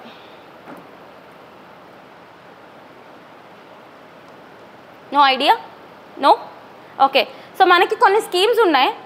మ్యాక్సిమం ఈ స్కీమ్స్కి సంబంధించి లబ్ధిదారుల అకౌంట్లోకే డబ్బులు రావడం చూసారా? పిఎం కిసాన్ ఉంది, కిసాన్ సమ్మాన్ నిధి ఎవరికి వెళ్తాయి డబ్బులు? ఫార్మర్ అకౌంట్స్కి వెళ్తాయి. తర్వాత ఈ ఎడ్యుకేషన్కి సంబంధించి ఎవరికి వెళ్తాయి? మహిళలు ఎవరైతే ఉంటారో వాళ్ళ మదర్ అకౌంట్లోకి వెళ్తూ ఉంటాయి. అంటే బెనిఫిషరీస్. బెనిఫిషరీస్ అంటే లబ్ధిదారులు. ఓకే? డైరెక్ట్ బెనిఫిట్ ట్రాన్స్ఫర్,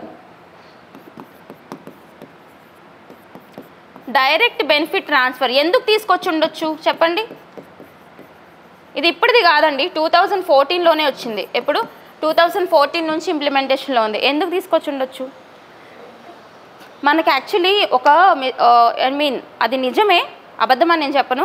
ఇప్పుడు ఇంత అలొకేషన్ చేశారనుకుందాం. ఫర్ ఎగ్జాంపుల్ ఏదైనా ఒక స్కీమ్కి సంబంధించి ఒక 20,000 కోట్లు అలొకేట్ చేశారనుకుందాం. ఏదైనా ఒక స్కీమ్ జస్ట్ గుర్తుపెట్టి, జస్ట్ ఒక హైపోథెటికల్ ఇమాజినేషన్. ఓ 20 కోట్లు అలొకేషన్ చేశారనుకుందాం. అక్కడ ఏం జరుగుతుందంటే ఫైనల్గా లబ్ధిదారులకి వచ్చినట్టు చూపిస్తున్నారు అవన్నీ. కానీ రియల్గా చూసుకుంటే లబ్ధిదారులకి అందులో 25% కూడా రాదు. అంటే ఒక 5,000 కోట్లు కూడా రాదు. మరి మిగతాది ఏమవుతుంది? మధ్యలో దొంగల పాలవుతూ ఉంటుంది. ఏంటి? నంబర్ ఆఫ్ డిపార్ట్మెంట్స్ నుంచి వస్తూ వాళ్ళు బినామీల కింద కానీ లేదా ఫేక్ అకౌంట్స్ కానీ ఇటువంటి అకౌంట్స్ని ఎక్కువగా క్రియేట్ చేసి వాళ్ళు బెనిఫిషియరీస్ ఫామ్లో తీసేసుకుంటూ ఉంటారు. అయితే ఇటువంటి లీకేజెస్, ఓకే, లీకేజెస్ అనేవి తగ్గించడానికి, ఒక ట్రాన్స్పరెన్సీ అనేది మెయింటైన్ చేయడానికి, గవర్నమెంట్కి పీపుల్కి మధ్యలో ఒక పారదర్శకతను మెయింటైన్ చేయడానికి మనకి డైరెక్ట్ బెనిఫిట్ ట్రాన్స్ఫర్ వచ్చింది. అర్థమైందా? సో ప్రతిదీ అర్థం చేసుకోండి ఎందుకు వచ్చింది. లీకేజెస్ అనమాట. ఒక స్కీమ్కి సంబంధించి లీకేజెస్ మనకి సంథింగ్ ఒక మూవీలో నాగార్జున గారు చూపిస్తారు కదా, ఇట్లా ఐస్ పెట్టుకుంటారు, ఐస్ పెట్టుకొని శ్రీరామదాసు అనుకుంటా. సో ఐస్ పెట్టుకుని చూపిస్తారు. లిటరలీ ఇదే ఎగ్జాంపుల్. సో మీరు లింక్ చేసుకోవచ్చు బయటవన్నీ. ఏంటి? ఫస్ట్ ఇంత ఐస్ ఉంటే అది చేతులు మారి ఫైనల్గా ఎవరి దగ్గరికి వెళ్ళాలో వాళ్ళ దగ్గరికి వెళ్ళేసరికి వాటర్ తప్పే ఉండదు అందులో పోతే. ఓకే? సో అలానే జరుగుతుందన్నమాట ప్రతి స్కీమ్కి సంబంధించి లీకేజెస్. అక్కడ రికార్డ్స్లో ఉంటుంది 20,000 కోట్లు ఈ స్కీమ్కి శాంక్షన్ చేసాము, వాళ్ళకి ఇచ్చేసాము అని చెప్పేసి. బట్ రియల్గా వెళ్ళేది అంత కాదు, రియల్ బెనిఫిషియరీస్ అక్కడ కాదు. సో ఇక్కడ ఏం చెప్పారు? అది మనకి డీబీటీ రావడానికి మెయిన్ ఉద్దేశం. సో ఇలా మరి డీబీటీ చేయాలి అంటే ఏం చేయాలి? అసలు ఫస్ట్ ఆఫ్ ఆల్ అందరికీ అకౌంట్స్ ఉండాలి కదా.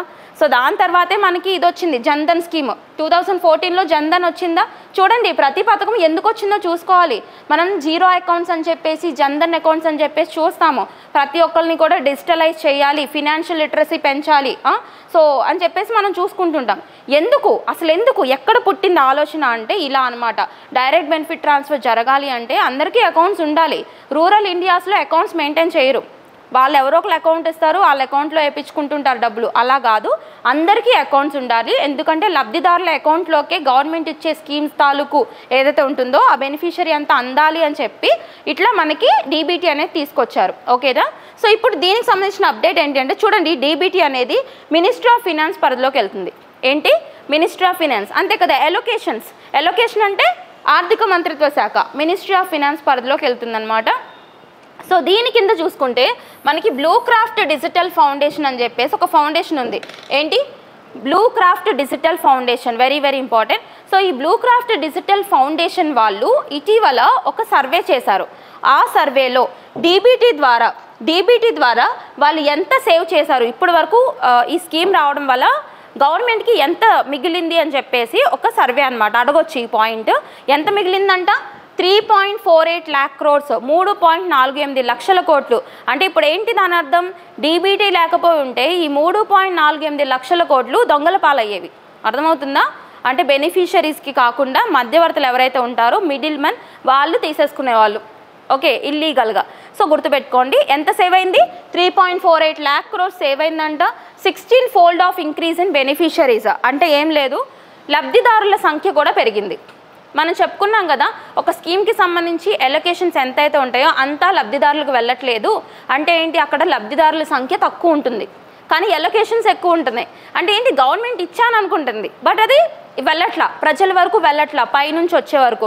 అంటే చూడండి, మనకి అడ్మినిస్ట్రేషన్ ఏదైతే ఉంటుందో, ఐ మీన్ లెజిస్లేచర్ బాగానే ఉంది, తర్వాత ఎగ్జిక్యూటివ్లో కూడా ఈ స్కీమ్స్ తీసుకురావడం వల్ల ఓకే. ఈ మధ్యలో అడ్మినిస్ట్రేటర్స్ ఉంటారు కదా, అక్కడ సరైన ఎక్కువగా లోపాలు జరగడంతో ఇటువంటివన్నీ జరుగుతున్నాయి అన్నమాట. ఓకే, సో వీటిని సరి చేస్తే అంతా బాగానే ఉంటుంది. జస్ట్ లైక్ మనకి చరిత్రలో తుగ్లక్ అని చెప్పేసి ఉంటారు, అవునా? తుగ్లక్ పాలన, పిచ్చి తుగ్లక్ పాలన అని చెప్పేసి ఆయన ఒక పిచ్చి తుగ్లక్ చేశారు చరిత్రలో. కాకపోతే ఏంటంటే మీరు సరిగ్గా చదివితే హిస్టరీ, అక్కడ యాక్చువల్లీ ఆయన పాలసీస్ అన్నీ చాలా బాగుంటాయి, చాలా వరకు సైంటిఫిక్గా అభివృద్ధి చేద్దామన్నట్టు ఉంటాయి. కానీ ఎందుకు అట్లా పిచ్చి తుగ్లక్గా మిగిలిపోయారంటే అడ్మినిస్ట్రేషన్ పైన బాగానే ఉంది ప్లానింగ్, మధ్యలో ఉండే వాళ్ళు ఉంటారు చూడండి, అడ్మినిస్ట్రేషన్ సరిగ్గా లేక చేసిన ప్రతి ఒక్క ప్రయోగం కూడా ఫెయిల్ అయింది. ఓకే, కొత్తదనాన్ని తీసుకొద్దాం అనుకున్నారు బట్ అవి ఒక ప్రయోగాల్లాగా, పిచ్చి ప్రయోగాల్లాగా మిగిలిపోయినాయి చరిత్రలో. ఓకే, అదేవిధంగా అడ్మినిస్ట్రేషన్ సరిగ్గా లేదు అంటే మనం ఎంత బాగా చేసినా వేస్టే. అందుకని చెప్పేసి లీకేజెస్ ప్రివెంట్ చేయడానికి డీబీటీ వచ్చింది. ఎప్పుడు వచ్చిందంటారు? 2014లో వచ్చింది. దేని కింద అంటారు? Ministry of finance. ఓకే, దాని యొక్క మెయిన్ మోటో ఏంటో అర్థమైంది కదా, లీకేజెస్ ప్రివెంట్ చేయడం. మరి ప్రివెంట్ చేశారా? చేశారు. ఎంత సేవ్ అయింది? 3.48 lakh crores సేవ్ అయింది. 16 రెట్లు బెనిఫిషరీస్ పెరిగారు. ఓకేనా? 16-fold of increase in beneficiaries. Okay, so గుర్తుపెట్టుకోండి. దాని తర్వాత మనకి ఇది వచ్చాకే జన్ధన్ అకౌంట్స్ కూడా వచ్చినాయి అనమాట. అది కూడా పిఎం జన్ధన్ యోజన కూడా 2014లోనే తీసుకొచ్చారు. ఓకే, సో ఇవన్నీ లింక్ చేసుకోండి points. Next, social justice and empowerment అంటే సామాజిక న్యాయ సాధికారత మంత్రిత్వ శాఖ. దీనికి సంబంధించి వీళ్ళు వరల్డ్ బ్యాంక్తో కలిసి ఒక సెమినార్ ఆర్గనైజ్ చేశారు. ఎవరితో? World bank. వరల్డ్ బ్యాంక్ అంటే ప్రపంచ బ్యాంక్. ఎక్కడుంటుంది దాని headquarters? World bank headquarters Washington DC. Okay, Washington DCలో ఉంటుంది. ఈ వరల్డ్ బ్యాంక్ ఎస్టాబ్లిష్ అవ్వడానికి ఒక కాన్ఫరెన్స్ కారణం ఏంటది? రెండు ఒకేసారి ఫామ్ అయినాయి. 1944 Bretton Woods conference. Okay, Bretton Wood గుర్తుపెట్టుకోండి, బ్రెట్టన్ వుడ్ కాన్ఫరెన్స్ 1944. సో దీని ద్వారా మనకి వరల్డ్ బ్యాంక్, IMF, అంతర్జాతీయ ద్రవ్యనిధి, ప్రపంచ బ్యాంకు రెండు కూడా 1944లో జరిగిన బ్రెట్టన్ వుడ్స్ కాన్ఫరెన్స్ ద్వారా ఏర్పాటు చేయడం జరిగింది. ఓకేనా? సో గుర్తుపెట్టుకోవాలి, వెరీ వెరీ ఇంపార్టెంట్. ఇప్పుడు మన దేశానికి సంబంధించిన ministry of social justice and empowerment, సామాజిక న్యాయ మరియు సాధికారత మంత్రిత్వ శాఖ వాళ్ళు ఎవరితో? వరల్డ్ బ్యాంక్తో కలిసి ఒక సెమినార్ ఆర్గనైజ్ చేశారనమాట. దేనికి సంబంధించింది అంటే అది చూద్దాం ఇక్కడ. The department of social justice and empowerment, government of India in collaboration with the world bank organise powerful and thought provoking seminar with the theme. దేనికోసం అంటే ఇది మార్జినలైజ్డ్ ఇండివిజువల్స్ కోసం.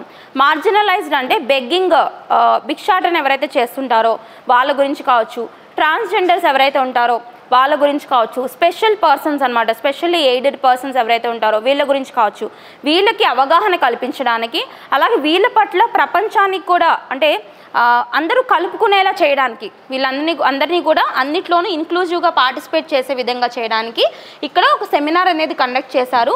ఏ థీమ్తో కండక్ట్ చేశారు? Theme hard to reach population smile. ఏంటి? Hard to reach population, పక్కన వచ్చేసి smile అని చెప్పి ఇనిషియేటివ్. స్మైల్ అంటే ఏంటి? Smile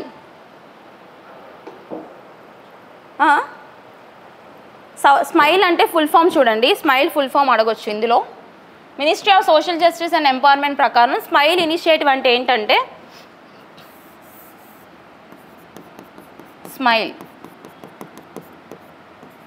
support for marginalized individuals, support for marginalized individuals, growth and enterprise. Okay, ఇది ఫస్ట్ స్టేట్మెంట్ గుర్తుపెట్టుకోండి, సపోర్ట్ ఫర్ మార్జినలైజ్డ్ ఇండివిజువల్స్. ఇక్కడ మార్జినలైజ్డ్ ఇండివిజువల్స్ అంటే ఎవరెవరు కవర్ అవుతారంటే బెగ్గింగ్ యాక్టివిటీలో ఇన్వాల్వ్ అయిన వాళ్ళు కవర్ అవుతారు, ట్రాన్స్జెండర్ పీపుల్ ఇన్వాల్వ్ అయిన వాళ్ళు ఉంటారు, తర్వాత కొన్ని స్పెషల్ ఎయిడెడ్ పీపుల్ ఉంటారు కదా, వాళ్ళందరికీ సంబంధించి ఒక సపోర్ట్ ఇచ్చే ఇనిషియేటివ్ అనమాట. Ministry of social justice and empowerment కింద ఉంది ఇనిషియేటివ్. సో ఈ థీమ్తోనే hard to reach population smile అని చెప్పి ఒక ఇనిషియేటివ్తోనే, ఆ థీమ్తోనే ఈ సెమినార్ అనేది వరల్డ్ బ్యాంక్ సహకారంతో అడగొచ్చు. ఒక ఇంటర్నేషనల్ ఆర్గనైజేషన్ ఇన్వాల్వ్ అయింది కాబట్టి ఏ ఆర్గనైజేషన్ ఇన్వాల్వ్ అయింది అనొచ్చు, లేదా దాని థీమ్ ఏంటి అడగొచ్చు, లేదా ఏ మినిస్ట్రీ ఇన్వాల్వ్ అయింది అని అడగొచ్చు. ఓకేనా? సో వెరీ ఇంపార్టెంట్ పాయింట్స్, ప్రతిదీ చూసుకోవాలి, వెరీ ఇంపార్టెంట్. ఓకే, ఈ స్మైల్ అనే ఇనిషియేటివ్ చూడండి, స్మైల్ యొక్క ఫుల్ ఫామ్ ఏంటి, ఏ మినిస్ట్రీ కిందకు వస్తుంది. ఒక పాయింట్ చూడండి, మనకి ట్రాన్స్జెండర్స్ గురించి చదివిన, పర్సన్స్ విత్ డిజబిలిటీస్ దివ్యాంగుల గురించి చదువుకున్నా, లేదంటే ఇట్లా బెగ్గింగ్ యాక్టివిటీకి సంబంధించి ఏమైనా చూసినా, తర్వాత వృద్ధులకి సంబంధించి వయోజనులు లైక్ జెరియాట్రిక్ పాపులేషన్ అంటాము, వీళ్ళందరికి సంబంధించి ఏది చూసినా మనకి ministry of social justice and empowerment కిందకే వస్తుంది. ఓకేనా? మహిళల గురించి, చిల్డ్రన్ గురించి ministry of women and child development. So మీరు ఇలా బైసెక్ట్ చేసుకుని చదువుకోవచ్చు ఒక స్కీమ్ చదివినప్పుడు, లేదా మీకు అక్కడ తెలియదు అనుకుందాం, అక్కడ క్వశ్చన్ వచ్చింది అనుకుందాం, చూడండి ఏ పర్సన్ గురించి అడిగారు, ఏ కేటగిరీ ఆఫ్ పర్సన్ గురించి అడిగారు అని చెప్పేసి చూసుకుంటే మీకు అర్థమైపోద్ది. ఓకే, నెక్స్ట్ ఒక క్వశ్చన్, రీసెంట్గా బెగ్గింగ్ యాక్టివిటీని బ్యాన్ చేసిన ప్లేస్ ఏది? Madhya Pradesh మొత్తమా? Indoor, first place indoor అండి. ఇండోర్లో భారతదేశంలోనే మొట్టమొదటిసారిగా బెగ్గింగ్ని బ్యాన్ చేశారు. బెగ్గింగ్ చేయడం కానీ, లేదా బెగ్గింగ్ చేసిన వాళ్ళు ఎంకరేజ్ చేయడం కానీ, లేదా బెగ్గింగ్ చేస్తున్నారు కదా మీరు వెళ్ళి డబ్బులు వేయడం కానీ, ఇవన్నీ కూడా క్రిమినల్ ఆఫెన్స్ కింద తీసుకుంటారనమాట, పనిషబుల్ ఆఫెన్స్ కింద. ఓకే, సో దాని తర్వాత ఇండోర్ తర్వాత భోపాల్ కూడా అదే బాటలో ఈ బెగ్గింగ్ మీద బ్యాన్ చేసింది. ఈ రెండు ప్రదేశాలు గుర్తుపెట్టుకోండి. బెగ్గింగ్ మీద రీసెంట్గా బ్యాన్ చేసిన ప్లేసెస్ ఇండోరు, భోపాల్. ఆ రెండు ఎక్కడున్నాయి? మధ్యప్రదేశ్కి సంబంధించి ఉన్నాయి. ఓకే,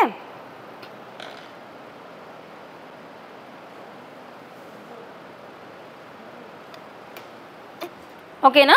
నెక్స్ట్ వన్, ఇది నోట్ చేసుకున్నారా? Britain Woods conference 1944. Okay, world bank establish చేయడానికి కారణమైన కాన్ఫరెన్స్. నెక్స్ట్ వన్, ఇది ఇంటర్నేషనల్ రిలేషన్స్లో ఒక టాపిక్ అనమాట. ఇక్కడ ఇండియాతో సంబంధం లేదు కానీ ఇంటర్నేషనల్ అఫైర్స్ అని మనం చదువుకోవాలి కదా. సో చూద్దాం ఎందుకు ఇవ్వడం జరుగుతుందంటే, మీకు తెలుసు మనకి రష్యా యుక్రెయిన్ వార్ జరిగినప్పటి నుంచి కూడా బ్లాక్ సీకి సంబంధించి చాలా ఇంపార్టెన్స్ పెరిగింది. బ్లాక్ సీ సరౌండింగ్ కంట్రీస్ ఏంటి, బార్డరింగ్ నేషన్స్ ఏంటి, ఇంకా ఏమేమి సీస్ ఉన్నాయి. తర్వాత ఇజ్రాయెల్ పాలెస్టైన్ వార్ స్టార్ట్ అయిన తర్వాత మెడిటరేనియన్ సీ మీద కూడా క్వశ్చన్స్ ఎక్కువ వస్తున్నాయి.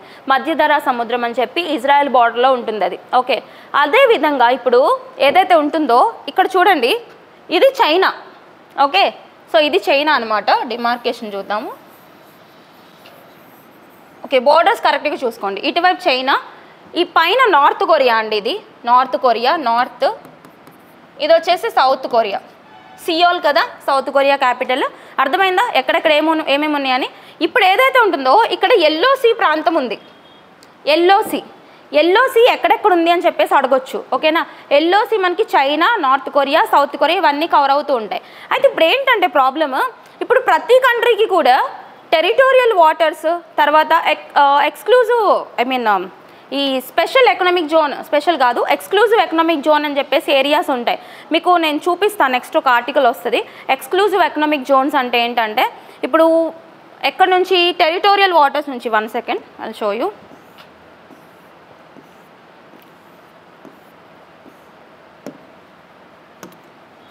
సో ఒకసారి చూడండి ఇది image.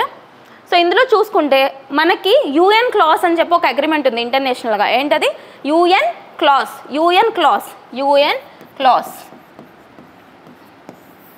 United Nation convention on law of seas అని చెప్పేసి. ఏంటి? United Nation convention on law of seas అంటే ఏం లేదు, సముద్రానికి సంబంధించి 5 డిమార్కేషన్స్ చేశారు.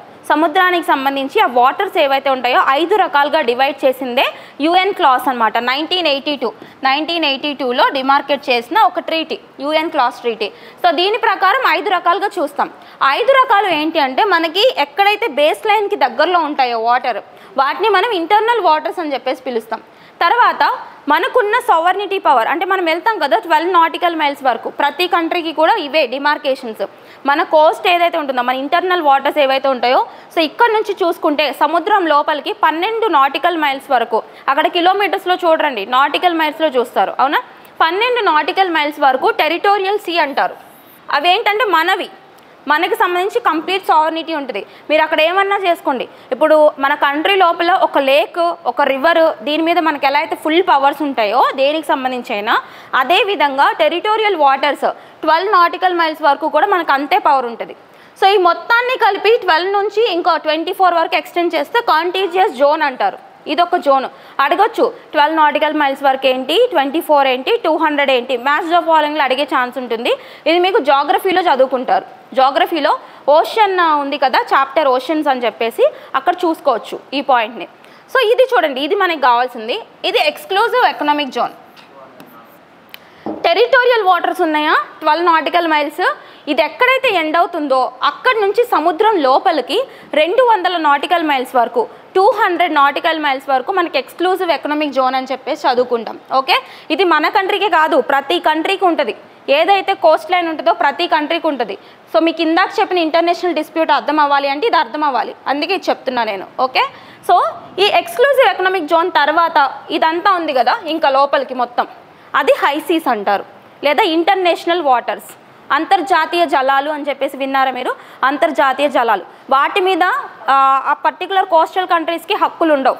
ఓకే, వాటి మీద ఎవరికి హక్కులు ఉంటాయంటే ఈ ట్రీటీ ఉంది కదా, యుఎన్ క్లాస్ ట్రీటీ, దాని ప్రకారం చూసుకుంటే ఈ హైసీస్ సంబంధించి ఏది చేయాలి అన్నా మనకి రీసెంట్గా బీబీఎన్జే అని చెప్పేసి ఒక ట్రీటీ సైన్ చేశారు.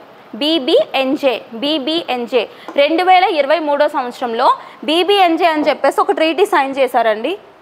సో ఇది చూడండి, గెటింగ్ ద బీబీఎన్జే అగ్రిమెంట్. ఇదేంటంటే ఇప్పుడు మన కోస్టల్ ఏరియాకి సంబంధించి ఆ టెరిటోరియల్ వాటర్స్లో కానీ ఎక్స్క్లూజివ్ ఎకనామిక్ జోన్లో కానీ ఏదన్నా ఎక్స్ప్లోరేషన్స్ చేయాలన్నా ఏం చేయాలన్నా మనం చూసుకుంటాం. మరి హైసీస్తో మనకు సంబంధం లేదు, అది ఇంటర్నేషనల్ వాటర్స్. బట్ అలాంటి చోట్ల ఎక్కడైనా కానీ ఏవైనా ఖనిజాలు, మినరల్స్ కానీ లేదంటే లోపల మనం సీ ఎక్స్ప్లోరేషన్ కానీ ఏమైనా చేయాలనుకుంటాం, అప్పుడు ఈ ట్రీటీ ప్రకారం పర్మిషన్ తీసుకోవాలన్నమాట. ఓకే, ఎందుకంటే వాటి మీద మనకి హక్కులు లేవు కదా, అవునా.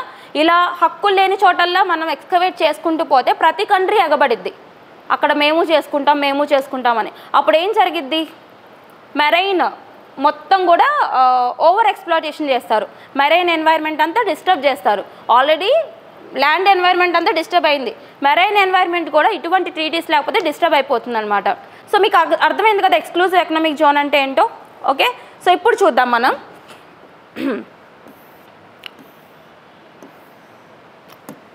సో ఇప్పుడు చూడండి, సో ప్రతి కంట్రీకి కూడా ఎక్స్క్లూజివ్ ఎకనామిక్ జోన్ ఉంటుంది. ఈ పాయింట్ మీకు క్లారిటీ వచ్చింది కదా.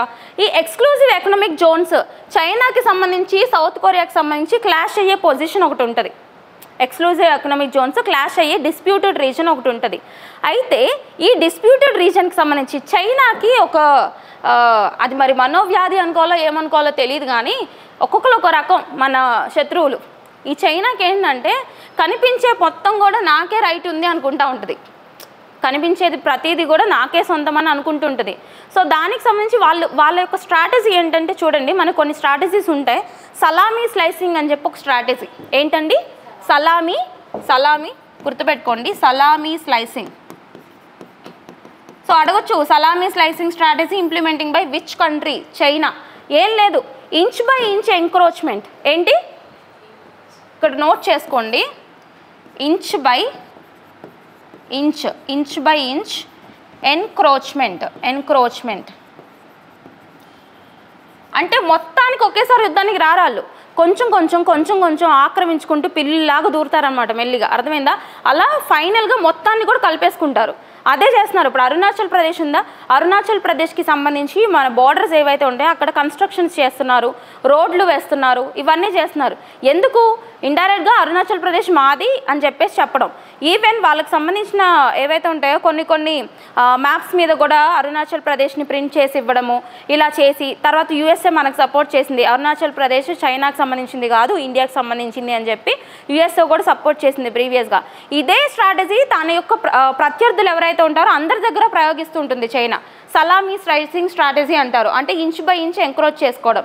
సేమ్ అదే విధంగా ఈ వీళ్ళిద్దరికి సంబంధించి ఏదైతే ఉంటుందో సీలో, ఇది ల్యాండ్కి సంబంధించి కాదు, సముద్రంలో ఎక్స్క్లూజివ్ ఎకనామిక్ జోన్స్ ఉంటాయి కదా, దానికి సంబంధించి క్లాష్ అయ్యే డిస్ప్యూటెడ్ రీజన్ ఒకటి ఉంటుంది కదా, అదేంటంటే దానికి సంబంధించి ఇంకా డిస్ప్యూట్ నడుస్తుంది.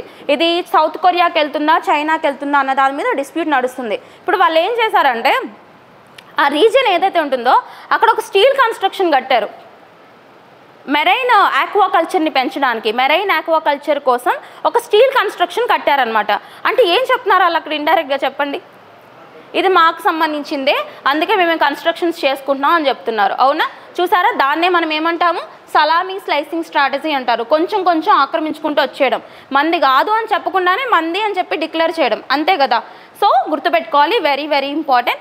ఇప్పుడు ఏం చేసింది సౌత్ కొరియా, దాన్ని ఖండించింది, ఇలా చేయడం కరెక్ట్ కాదు. వెంటనే ఆ స్టీల్ ఏవైతే ఉంటాయో ఆ మెరైన్ ఆక్వాకల్చర్ని డెవలప్ చేయడానికి వేసిన స్టీల్ కన్స్ట్రక్షన్స్ అన్నీ కూడా వెంటనే రిమూవ్ చేయండి అని చెప్పేసి సౌత్ కొరియా ఆర్డర్ చేయడం జరిగింది. ఓకేనా, ఇలా మనకి LOC ప్రాంతము, తర్వాత ఎక్స్క్లూజివ్ ఎకనామిక్ జోన్ గురించి అండ్ చైనాకి సంబంధించిన సలామీ స్లైసింగ్ స్ట్రాటజీ గురించి మనకి ఇంటర్నేషనల్ రిలేషన్స్ కింద మనకి మళ్ళీ వార్తల్లోకి వచ్చినాయి అనమాట. ఓకే, సో ఇవన్నీ చూసుకోవాలి, ఈ పాయింట్స్ అన్నీ చూడాలి. LOC అంటే ఏంటి, ఓకే, సలామీ స్లైసింగ్ అంటే ఏంటి, అండ్ ఇంకొకటి ఏదైతే ఉంటుందో లౌడ్ స్పీకర్ స్ట్రాటజీ అని చెప్పేసి వచ్చింది రీసెంట్గా వార్తల్లోకి. లౌడ్ స్పీకర్ స్ట్రాటజీ విన్నారా? నో. లౌడ్ స్పీకర్ స్ట్రాటజీ అనేది నార్త్ కొరియా సౌత్ కొరియాకి సంబంధించి వచ్చిందండి. నార్త్ కొరియా వాళ్ళు సౌత్ కొరియా మీద ప్రయోగించారనమాట. చూడండి, ఇద్దరు ఫ్రెండ్స్ కదా, నార్త్ కొరియా చైనా, సో అన్నీ అట్లాంటివి చేస్తూ ఉంటారు. South Korea and Japan friends, చూడండి ఎవరెవరు, south Korea Japan friends, north Korea China friends. Okay, so ఇద్దరు బిహేవియర్ ఒకటే కదా, కిమ్ ఈయన. ఓకే, సో చూడండి, లౌడ్ స్పీకర్ స్ట్రాటజీ అంటే ఏం లేదు, ఈ బార్డర్స్ ఉంటాయి చూడండి సౌత్ కొరియా, ఈ బార్డర్స్ దగ్గర పెద్ద పెద్ద సౌండ్లు పెట్టి డిస్టర్బ్ చేయడం అనమాట. చిన్నపిల్లలు చేష్టలు ఇవన్నీ కూడా పెద్ద పెద్ద సౌండ్స్ పెట్టి, భరించలేని డెసిబల్స్ ఎక్కువ సౌండ్స్ పెట్టి డిస్టర్బ్ చేయడాన్ని లౌడ్ స్పీకర్ స్ట్రాటజీ అంటారు.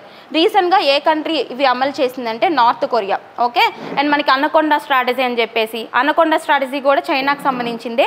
సేమ్ ఇదే విధంగా ఎంక్రోచ్మెంట్స్ చేసుకోవడాన్ని అనకొండా స్ట్రాటజీ అని కూడా అంటారు. ఓకేనా, సో ఈ స్ట్రాటజీస్ అన్నీ కూడా మనం మీకు ఆబ్జెక్టివ్లో అడగొచ్చు, డెస్క్రిప్టివ్లో మీరు యూస్ చేసుకోవచ్చు. డెస్క్రిప్టివ్ ఎగ్జామ్స్ రాశారనుకోండి ఫ్యూచర్లో, సో వాటిలో ఇలాంటి స్ట్రాటజీస్ నేమ్స్ రాస్తే ఎక్కువగా పాయింట్స్ పడే అవకాశం ఉంటుంది. ఓకే, ఎక్కడెక్కడ ఎలా యూజ్ చేసుకోవాలో మీకు అర్థం అవ్వాలి. ఇది అర్థమైందా మొత్తం? అండ్ ఇక్కడ చూడండి, కొరియా బే, బొహాయిసీ కూడా ఇదే ప్రాంతంలో ఉంటుంది.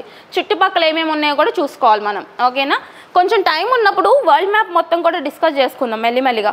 ఇప్పుడైతే కొంచెం టైం తక్కువ ఉంది కదా, అంటే మనకి వేరే షెడ్యూల్స్ అన్నీ ఉన్నాయి. సో ఒక 1 or 2 months తర్వాత వరల్డ్ మ్యాప్ గురించి చదువుకుందాం. ఓకేనా, కరెంట్ ఇష్యూస్లోనే కవర్ అయిన ప్లేసెస్ ఇన్ న్యూస్ ఉంటాయి చూడండి, అవి మనం వరల్డ్ మ్యాప్లో చూసుకుంటే ఇంకా ఎక్కువ స్కోరింగ్ వచ్చే ఛాన్స్ ఉంటుంది. ఓకేనా, సో నెక్స్ట్ వన్ చూద్దాం. Simlipal officially accorded as national park status. Present ఎన్ని నేషనల్ పార్క్స్ ఉన్నాయి మనకి? 6ఆ? యా, ఇప్పుడు వరకు 106 ఉన్నాయండి. 107th నేషనల్ పార్క్ కింద సిమ్లీపాల్ అనేది వార్తల్లోకి వచ్చింది. సిమ్లీపాల్ దేనికి ఫేమస్?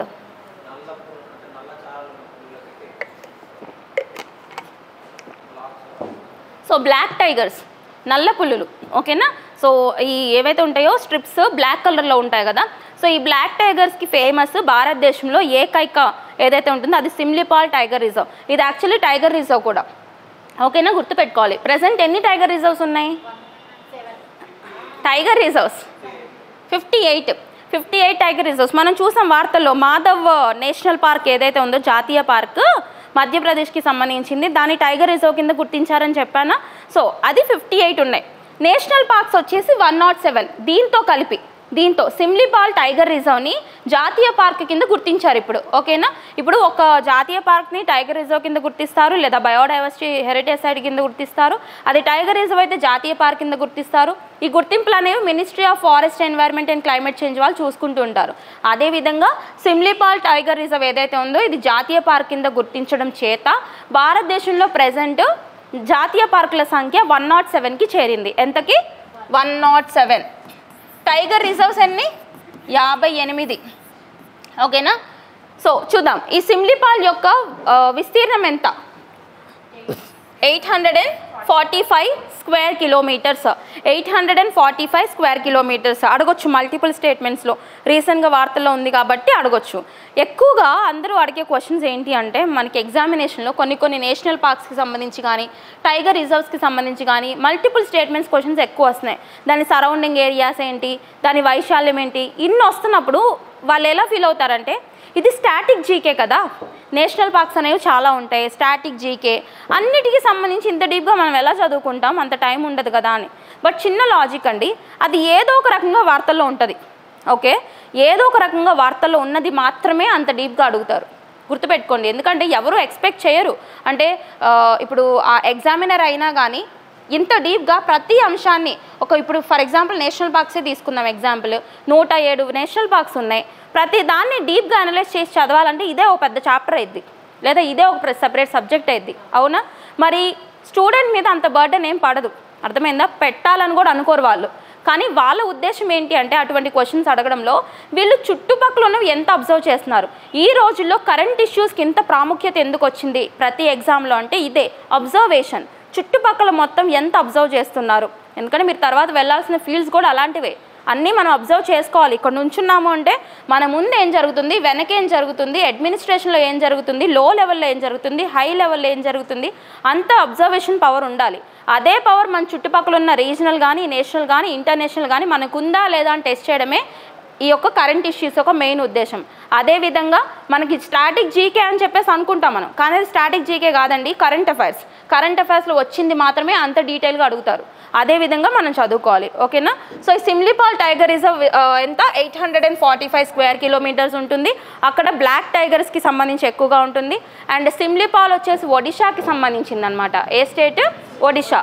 అండ్ ఇంకొక పాయింట్, ఒడిషాలో ప్రెసెంట్ ఎన్ని ఉన్నాయి? 2. Very good. ఇంకోటి ఏంటి అడగొచ్చు కదా, అవునా? బితర్కనిక.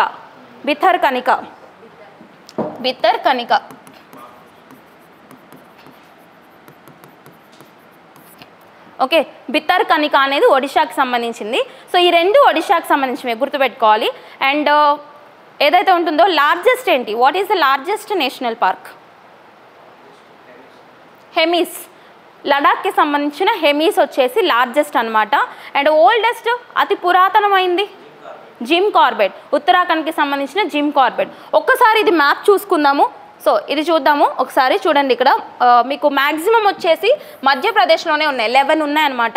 సేమ్ టైగర్ రిజర్వ్స్లో ఎట్లయితే మధ్యప్రదేశ్ టాప్ కదా, మధ్యప్రదేశ్లో 9 టైగర్ రిజర్వ్స్. ఇటీవల గుర్తించిన మాధవ్ నేషనల్ పార్క్తో కలిపి 9 టైగర్ రిజర్వ్స్ అని మనం చదువుకున్నాం మధ్యప్రదేశ్లో. రత్తపాని కూడా మధ్యప్రదేశ్కి సంబంధించిన టైగర్ రిజర్వ్. ఓకే, అదేవిధంగా నేషనల్ పార్క్స్ కూడా అత్యధికంగా ఉన్న రాష్ట్రం మధ్యప్రదేశే. మధ్యప్రదేశ్లో ఇప్పుడు ప్రెసెంట్ 11 నేషనల్ పార్క్స్ ఉన్నాయన్నట్టు. ఓకేనా, సో ఇక్కడ చూసుకుంటే లార్జెస్ట్ వచ్చేసి హెమిస్. లార్జెస్ట్ అన్నాం కాబట్టి దాని వైశాల్యం ఎంత? 3350 స్క్వేర్ కిలోమీటర్స్ అనమాట. ఓకే, అండ్ ఇది వచ్చేసి ఏ స్టేట్లో ఏమున్నాయి. ఓకే, అన్నీ అవసరం లేదు, ఒకసారి చూడండి. జస్ట్ రిపీటెడ్గా మీరు చూస్తూ ఉంటే ఏంటంటే ఏ స్టేట్లో ఏముందో చూసుకోండి సరిపోతుంది. వార్తల్లో క్వశ్చన్ మాత్రం కొంచెం ఇట్లా దాని ఏరియా ఎంత, ఏ స్టేట్లో ఉంది, ఆ స్టేట్లో ఇంకేమన్నా ఉన్నాయా, అండ్ అది దేనికి ఫేమస్, ఇటువంటి పాయింట్స్ న్యూస్లో క్వశ్చన్ మాత్రం చూసుకుంటే డీప్గా సరిపోతుంది. ఓకేనా, సో ఇది మనకి నేషనల్ పార్క్స్కి సంబంధించి. అండ్ ప్రెజెంట్ ఏదైతే ఉందో 58 టైగర్ రిజర్వ్స్ ఉన్నాయి. అందులో 58th వచ్చేసి మాధవ్ నేషనల్ పార్క్, 57th వచ్చేసి రతపాని కూడా మధ్యప్రదేశ్కి సంబంధించింది. 56 ఈ 3 మనకు వార్తలు ఉన్నాయి కాబట్టి చూసుకుంటే సరిపోతుంది. గురు ఘాసీదాస్ ఛత్తీస్గఢ్కి సంబంధించింది. ఓకేనా, ఓకే క్లియర్. స్ట్రక్ అవుతుంది ఎందుకు? Okay, so next point mayonnaise. Mayonnaise ఎలా తయారు చేస్తారు? మయోనీస్ ఎలా తయారు చేస్తారు? మయోనీస్ తెలుసు కదా, మయోనీస్ తెలుసా? షవర్మా తింటారు ఎవరైనా? అందరూ గుడ్ బాయ్సా? ఓకే, తెలుసు కదా, మయోనీస్ తెలుసు కదా. ఈ సాస్లా ఉంటుంది షవర్మాస్లో. తర్వాత మీరు పోనీ మండీకి వెళ్తారు కదా, మండీలో ఉంటుంది కదా మయోనీస్, అవునా? Okay, yeah, KFC, clear. So అదేదైతే ఉంటుందో దాని మీద ప్రీవియస్గా తెలంగాణ గవర్నమెంట్లో బ్యాన్ చేశారు. నీకు తెలీదా? గుడ్ గర్ల్ అయితే. ఓకే, సో అంటే జంక్ ఫుడ్కి దూరంగా ఉంటున్నాం అనమాట. ఓకేనా? సో ఏదైతే ఉంటుందో ఇంతకుముందు తెలంగాణ గవర్నమెంట్లో బ్యాన్ చేశారు మయోనీస్ని, కానీ వాడడం అయితే ఎవరు ఆపలేదు, అందరూ వాడుతూనే ఉన్నారు. అఫీషియల్గా మాత్రం కొంత బ్యాన్ విధించారు అప్పట్లో. ఎందుకంటే ఇప్పుడు రీసెంట్గా ఏ స్టేట్ మయోనీస్ మీద బ్యాన్ విధించింది అని అడుగుతారు. తమిళనాడు. ఓకేనా? తమిళనాడు కూడా ప్రొహిబిట్ చేసింది. ఎందుకు ప్రొహిబిట్ చేసింది? మన ఏ ఫుడ్ ఐటమ్ అయినా వార్తల్లోకి వచ్చిందంటే ఒక ప్రొహిబిషన్కి గురయ్యి అసలు వాట్ ఈస్ ద రీజన్ ఏంటి, దాని వెనకాల ఉన్న రీజన్ ఏంటి, అండ్ ఈ యొక్క ఫుడ్ ఐటమ్స్కి సంబంధించి రెగ్యులేట్ చేసే ఆర్గనైజేషన్ ఏంటి, ఏ మినిస్ట్రీ కిందకు వస్తుంది, ఇట్లా మనం చదువుకోవాలి. అంతేగాని మయోనీస్ షవర్మాలో ఉంటుందా మండీలో ఉంటుందా అనవసరం, జస్ట్ మీకు తెలియడానికి నేను చెప్పానమాట. ఓకే, సో ఈసారి అబ్జర్వ్ చేయండి, ఇంకా అమ్ముతున్నారు లేదో చూడండి, అమ్ముతున్నారు. ఓకేనా? సో ఈ మయోనీస్ అనేది బ్యాన్ చేయడానికి రీజన్ ఏంటంటే, ఎలా తయారు చేస్తారు మయోనీస్ని? తెలుగా? మయోనీస్కి తెలుగు పదం ఉంటుందా? కొంచెం కష్టం. సో చూడండి, ఇప్పుడు మన పదార్థాలు అయితే అప్పుడు మన పదార్థాలు కూడా కొంచెం కష్టపడతాం మనం వెతకడానికి పేర్లు, అవునా? ఇది అసలు యాక్చువల్లీ ఎగ్ తెలుసు కదా, ఎగ్ ఏదైతే ఉంటుందో ఈ ఎగ్ని బాగా బీట్ చేస్తారనమాట.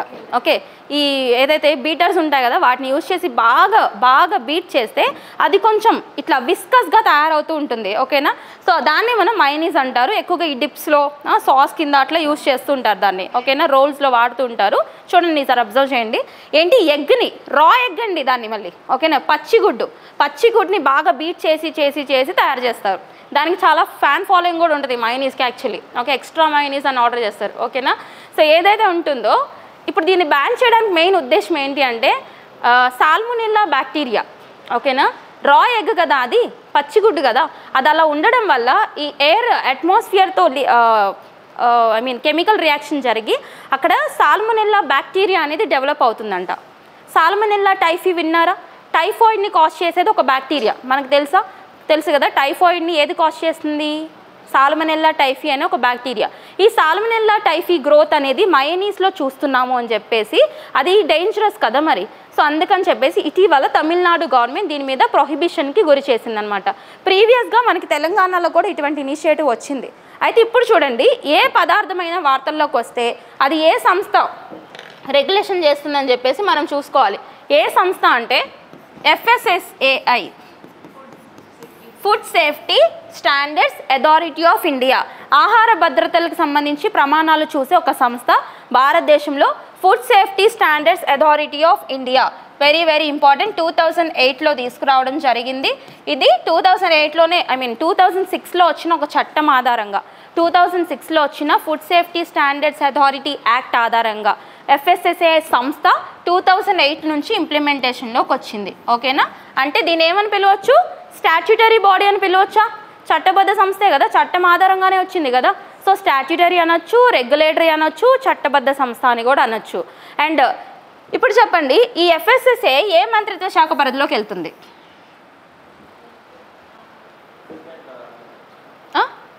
ఫుడ్ ఆహార భద్రత మినిస్ట్రీ ఉందా? Agriculture, ministry of agriculture. ఇంకా సరే ఆప్షన్స్ ఇవ్వాలా? Ministry of agriculture, ministry of food processing, ministry of health and family welfare, ministry of science and technology. Food processing, ఇంకా హెల్త్ అండ్ ఫ్యామిలీ వెల్ఫేర్. ఇంకా చెప్పండి, ఇంకా 2 ఆప్షన్సే ఉన్నాయి. సో చూడండి, ఇది ministry of health and family welfare. Okay, అదే confuse అవుతుంటారు. Agriculture చెప్తారు, ఫుడ్ ప్రాసెసింగ్ అంటాం. మనం యాక్చువల్లీ ఫుడ్ సేఫ్టీ స్టాండర్డ్స్ అనగానే వాడు ఫస్ట్ ఆప్షన్లో ఫుడ్ ప్రాసెసింగ్ మినిస్ట్రీ ఇస్తారు కన్ఫ్యూజ్ చేయడానికి. ఓకే, సో కన్ఫ్యూజ్ అవ్వద్దు. ఇది ministry of health and family welfare కిందకి వెళ్తుంది. కొన్ని సంస్థలు అడుగుతున్నారు ఇట్లా, లైక్ మీకు ఎపెడా గురించి చెప్పాను నేను. Agricultural process foods export development authority. దాని ఉద్దేశం ఏంటి, భారతదేశానికి సంబంధించిన అగ్రికల్చరల్ ప్రోడక్ట్స్ ఏవైతే ఉంటాయో వీటిని విదేశాలకు ఎగుమతి చేయడానికి ఒక సంస్థ ఎపెడా 1985లో ఫామ్ అయింది. అది ministry of commerce and industry పరిధిలోకి వెళ్తుంది, వాణిజ్య మంత్రిత్వ శాఖ పరిధిలోకి వెళ్తుంది అని మీకు చెప్పా. NABARD, national bank for agricultural and rural development, వ్యవసాయాన్ని అలాగే గ్రామీణ అభివృద్ధి కోసం ఉద్దేశించిన ఒక బ్యాంకు 1982లో ఫామ్ అయింది. శివరామన్ కమిటీ రికమెండ్ చేసింది. అది వచ్చేసి మనకి మినిస్ట్రీ ఆఫ్ రూరల్ డెవలప్మెంట్ కిందకి వెళ్తుంది అని చెప్పేసి మనం చదువుకున్నాం అట్లా, ఓకేనా. సో అదేవిధంగా ఇక్కడ FSSAI వచ్చేసి ministry of health and family welfare, ఓకేనా. Salmonella typhi, due to salmonella typhi growth. ఎందుకు, పచ్చిగుడ్డు కదా అది, అందుకని ఒక బ్యాక్టీరియా గ్రోత్ అనేది చూస్తారనమాట. Salmonella typhi.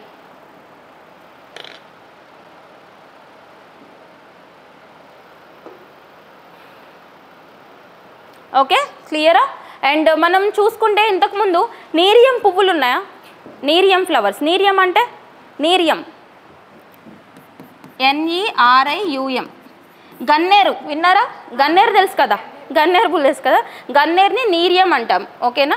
సో నీరియం పువ్వులని బ్యాన్ చేసిన స్టేట్ ఏంటి, నీరియం పువ్వులు తమిళనాడు, ఇంకా కేరళ. Very good. కేరళలో నీరియం ఫ్లవర్స్ని బ్యాన్ చేశారు.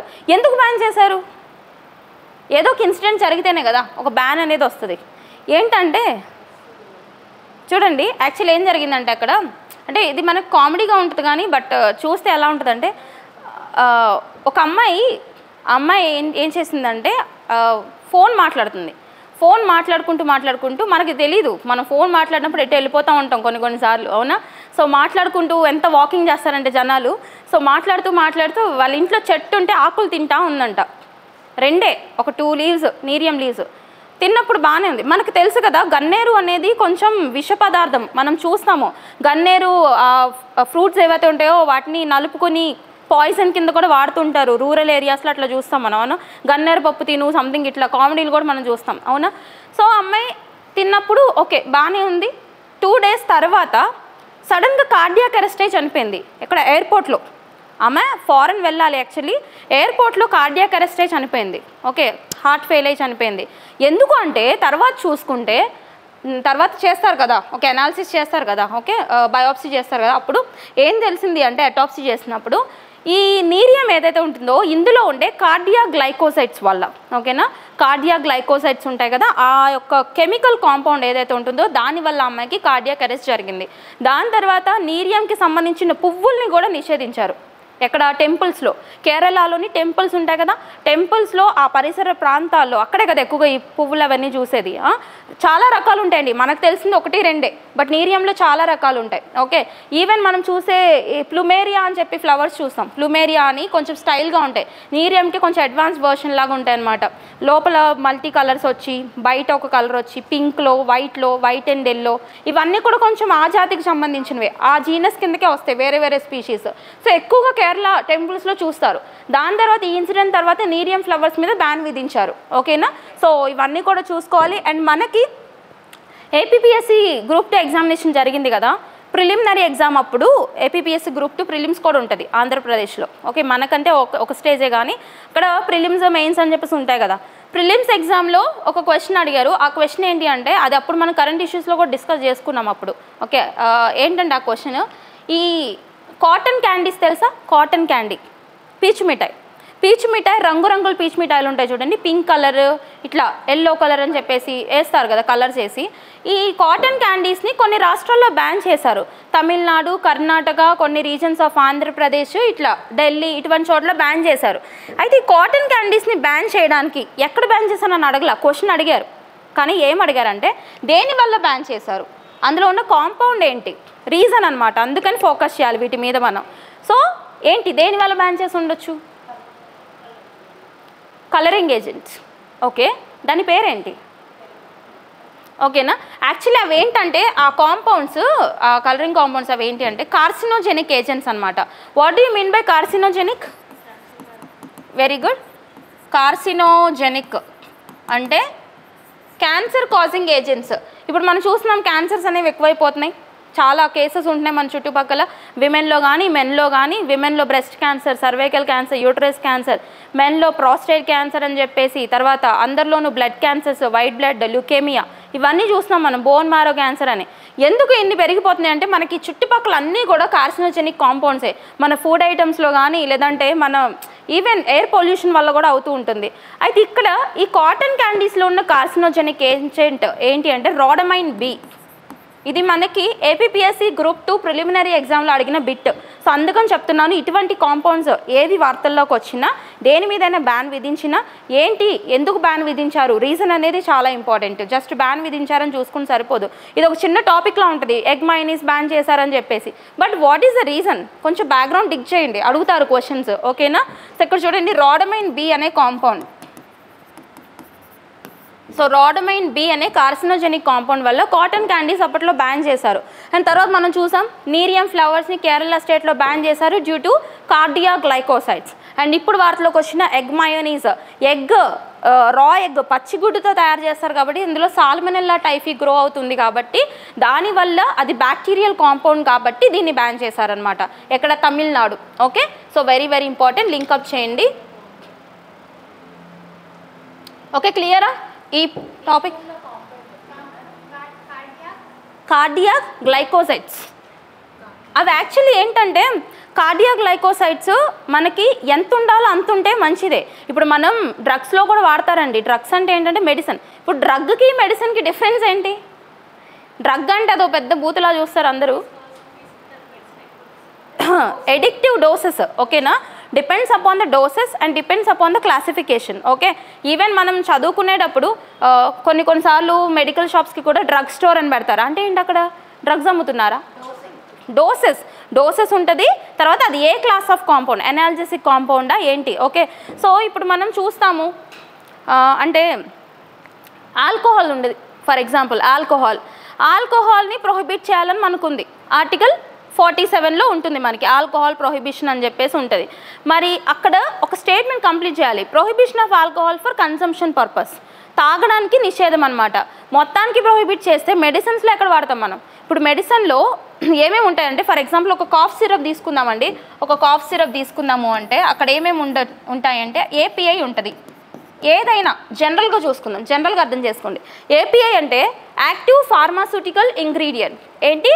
యాక్టివ్ ఫార్మాస్యూటికల్ ఇంగ్రీడియంట్ లేదా థెరపేటిక్ ఏజెంట్. అంటే మనకి ఏదైతే తగ్గిస్తుందో, ఇప్పుడు ఫర్ ఎగ్జాంపుల్ డోలో అంటాం. అందరికీ తెలిసిన ఎగ్జాంపుల్ చెప్తాను నేను, సరేనా? ఇది వద్దులే కానీ డోలో అంటాము. డోలో అంటే ఏంటి? డోలో 650. డోలో అంటే బ్రాండ్. ఓకేనా? అది బ్రాండ్, అంతేగాని అది డ్రగ్ కాదు. దాని లోపల ఉండే డ్రగ్ పారాసెటమాల్. అక్కడ నీకు ఏపీఐ అంటే పారాసెటమాల్ పేరు రావాలి. అంటే దేని వల్ల అయితే మనకు ఆ డిసీజ్ తగ్గుతుందో దాన్ని థెరపేటిక్ ఏజెంట్, క్యూరేటివ్ ఏజెంట్ లేదా ఏపీఐ అని పిలుస్తాం. ఓకే, రిమైనింగ్ ఉంటాయి కదా అవన్నీ కూడా ఎక్స్ట్రా అనమాట. జస్ట్ లైక్ ఇక్కడ ఫర్ ఎగ్జాంపుల్ మన ఆల్కహాల్ ఎగ్జాంపుల్ తీసుకున్నప్పుడు సిరప్స్లో వాటిల్లో ఆల్కహాల్ ఉంటుంది. ఎందుకు ఉంటుంది అంటే సాల్వెంట్ కింద. ఇప్పుడు ఇది తీసుకుంటారు, ఏపీఐ తీసుకుంటారు, ప్రిజర్వేటివ్స్ తీసుకుంటారు, ఇవన్నీ కూడా కరగాలి కదా. ఇవన్నీ కూడా సిరప్లో ఉండాలి లేదా ఒక సస్పెన్షన్లో ఉండాలి అంటే అందులో మిక్స్ అయి ఉండాలి. సో అక్కడ సాల్వెంట్స్ కింద ఓహెచ్ గ్రూప్ ఉన్నవి ఎక్కువగా తీసుకుంటారు. ఓహెచ్ అంటేనే మనకు ఆల్కహాల్. మరి ఆల్కహాల్ ఉంది, ప్రొహిబిషన్ ఆఫ్ ఆల్కహాల్ ఉంది మనకు ఆర్టికల్ 47. ఈ కాఫ్ సిరప్ తయారు చేయొద్దంటే అవుతుందా? కావాలి కదా. ఎక్స్పెక్టరెంట్ అంటారు కాఫ్ సిరప్స్ని, ఎక్స్పెక్టరెంట్ క్లాసెస్ అని చెప్పేసి పిలుస్తుంటారు. అంటే ఏంటంటే దేన్ని ఎంతగా వాడుకోవాలో తెలియాలి మనకి, దేనికోసం వాడాలి, ఎంత వాడాలి. సేమ్ మనం చూసే ఈ మార్ఫైన్, హెరాయిన్ ఇవన్నీ కూడా మనకి కొంచెం మైనర్ క్వాంటిటీస్లో ఎనాల్జెసిక్స్లో అట్లా యూజ్ చేస్తాం. ఓకే, బట్ అవి ఎప్పుడైతే లిమిట్ క్రాస్ అవుతాయో, ఎప్పుడైతే ఎడిక్షన్కి కాజ్ అవుతాయో, ఓకే, కొన్ని ఎలా అంటే యూఫోరియా సిచ్యువేషన్ వస్తుంది. యూఫోరియా సో ఇవన్నీ మెడికల్ టర్మినాలజీ. యూఫోరియా అంటే ద ఫీలింగ్ ఆఫ్ హ్యాపీనెస్. వాళ్ళకే తెలియకుండా గాల్లో తేలిపోతూ ఉన్నట్టు ఉంటారనమాట, హ్యాపీగా ఫీల్ అవ్వడం అనమాట. సో అది ఎప్పుడు వస్తుందంటే దానికి బాగా ఎడిక్ట్ అయిపోయినప్పుడు. ఇప్పుడు వాళ్ళంతా ఎడిక్ట్ అయ్యారు అంటే ఇక వాళ్ళకి ఆ డ్రగ్ లేకపోతే అసలు జీవితమే లేదన్నట్టు, దానికోసం ఏమైనా చేస్తారు. అర్థమైందా? అక్కడ ఒక మర్డర్ చేయమన్నా చేస్తారు, ఒక ఇల్లీగల్ యాక్టివిటీ చేయమన్నా చేస్తారు, లేదా దేశ భద్రతకి కూడా నాశనం చేసే ఛాన్స్ ఉంది. ఓకే, సో అందుకని డ్రగ్ అడిక్షన్ అనేది చాలా చాలా డేంజరస్ అనమాట. సో ఏది ఎంతగా వాడాలో తెలియాలి, అదే డిఫరెన్స్. డ్రగ్కి లేదా ఒక మెడిసిన్కి డిఫరెన్స్ ఏంటి అంటే అది డోసేజ్లో డిఫరెన్స్ వస్తుంది, క్లాస్ ఆఫ్ మెడిసిన్లో డిఫరెన్స్ వస్తుంది. ఓకే, ఈ డిఫరెన్స్ తెలుసుకోండి. ఓకేనా? అండ్ మీకు జెనరిక్ మెడిసిన్కి బ్రాండెడ్ మెడిసిన్కి డిఫరెన్స్ ఏంటి? డిఫరెన్స్ బిట్వీన్ జెనరిక్, మనకి జెనరిక్ మెడిసిన్స్ ఉన్నాయి తెలుసు కదా, ఒక పథకం కూడా ఉంది, PMBJP, ప్రధానమంత్రి భారతీయ జన ఔషధి యోజన. ఓకే, PMBJP అంటారు.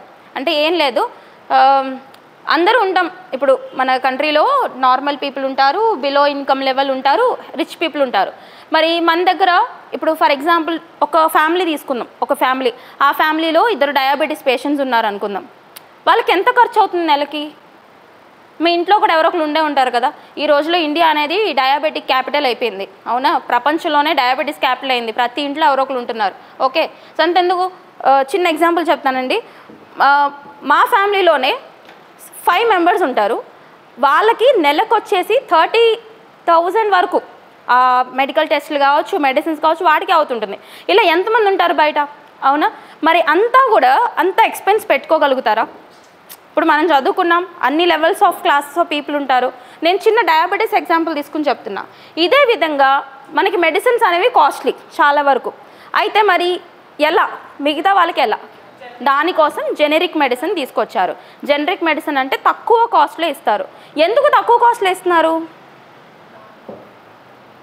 క్వాలిటీ డిఫరెన్సా? మరి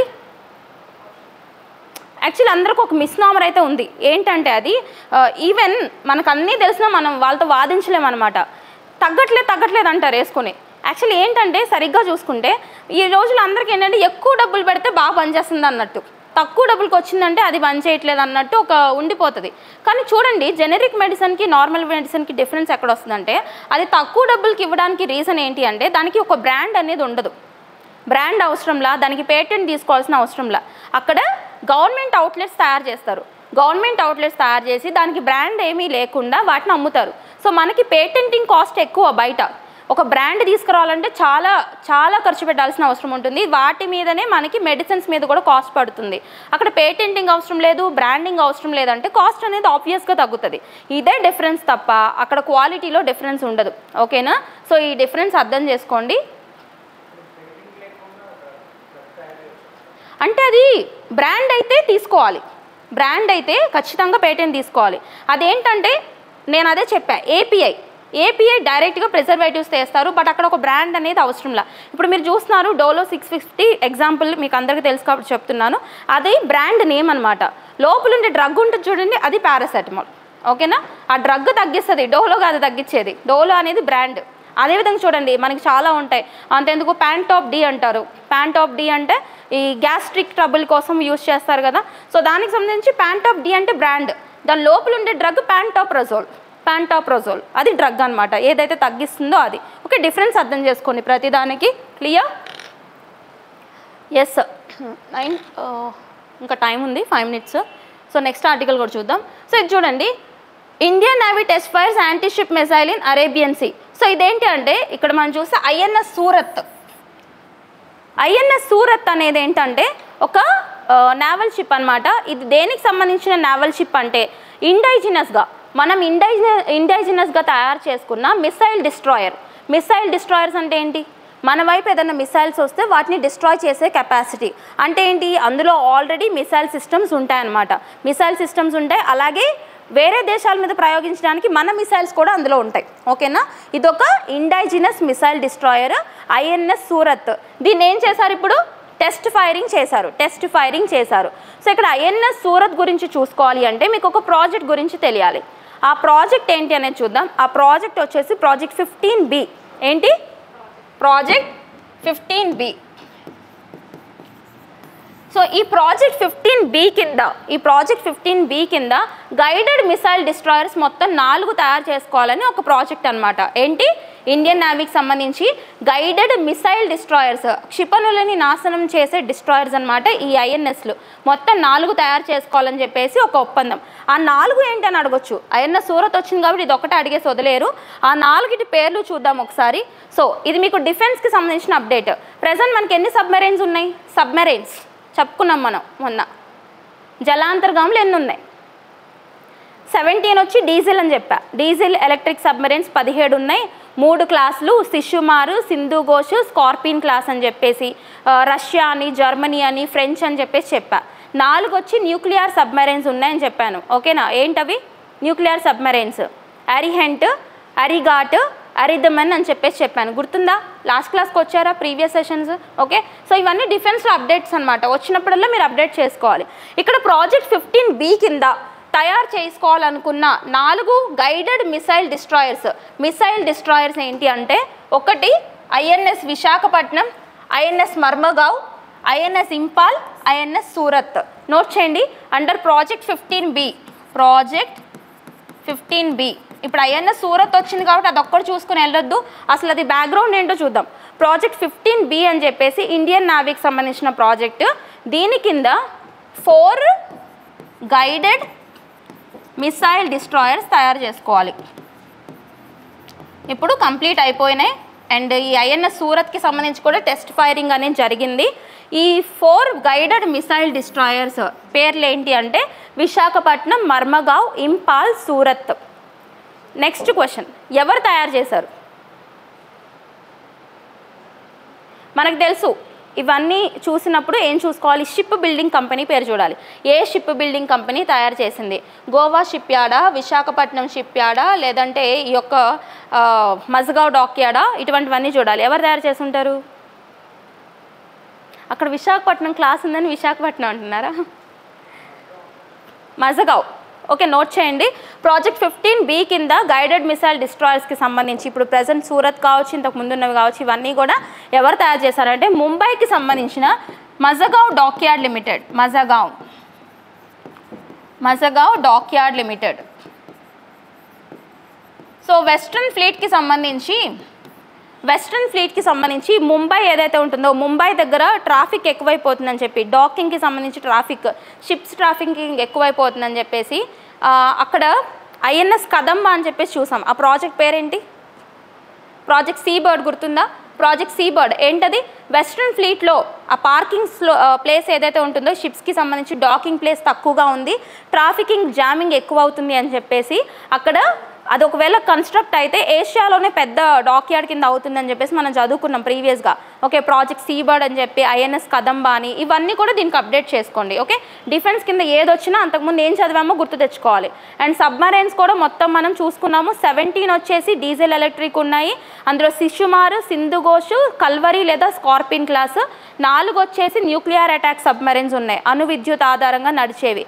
అరిహెంట్, అరిగాట్, అరిదమన్ అనమాట ఇవన్నీ. ఓకే, అండ్ నెక్స్ట్ ఇంకొక పాయింట్ ఇక్కడే నోట్ చేయండి, INS Vikrant. So INS Vikrant గురించి కూడా మనకు వార్తల్లో ఉంది. ఇది కూడా మనకి దేనికి అప్డేట్ అంటే, మనం స్టార్టింగ్ టాపిక్ చూసాం కదా పహల్గామ్ టెర్రర్ అటాక్, దానికి అప్డేట్ కాబట్టి ఇప్పుడే కంప్లీట్ చేసేయండి. ఐఎన్ఎస్ విక్రాంత్ వచ్చేసి మనకు తెలుసు, మీకు ఆల్రెడీ చెప్పాను నేను, మనకి ఇండైజినస్గా బిల్డ్ చేసుకున్న ఎయిర్ క్రాఫ్ట్ క్యారియర్స్, విమాన వాహక నౌకలు 2 ఉన్నాయి. అందులో ఇండైజినస్గా తయారు చేసుకున్నది ఐఎన్ఎస్ విక్రాంత్ అని చెప్పా. గుర్తుందా? ఆల్రెడీ అంతకుముందు విమాన వాహక నౌక, ఇది చూడండి ఒకసారి, నౌకను చూడండి, ఇది విమాన వాహక నౌక అంటే దీని మీద ఎయిర్ క్రాఫ్ట్స్ తీసుకెళ్తారనమాట. ఓకేనా?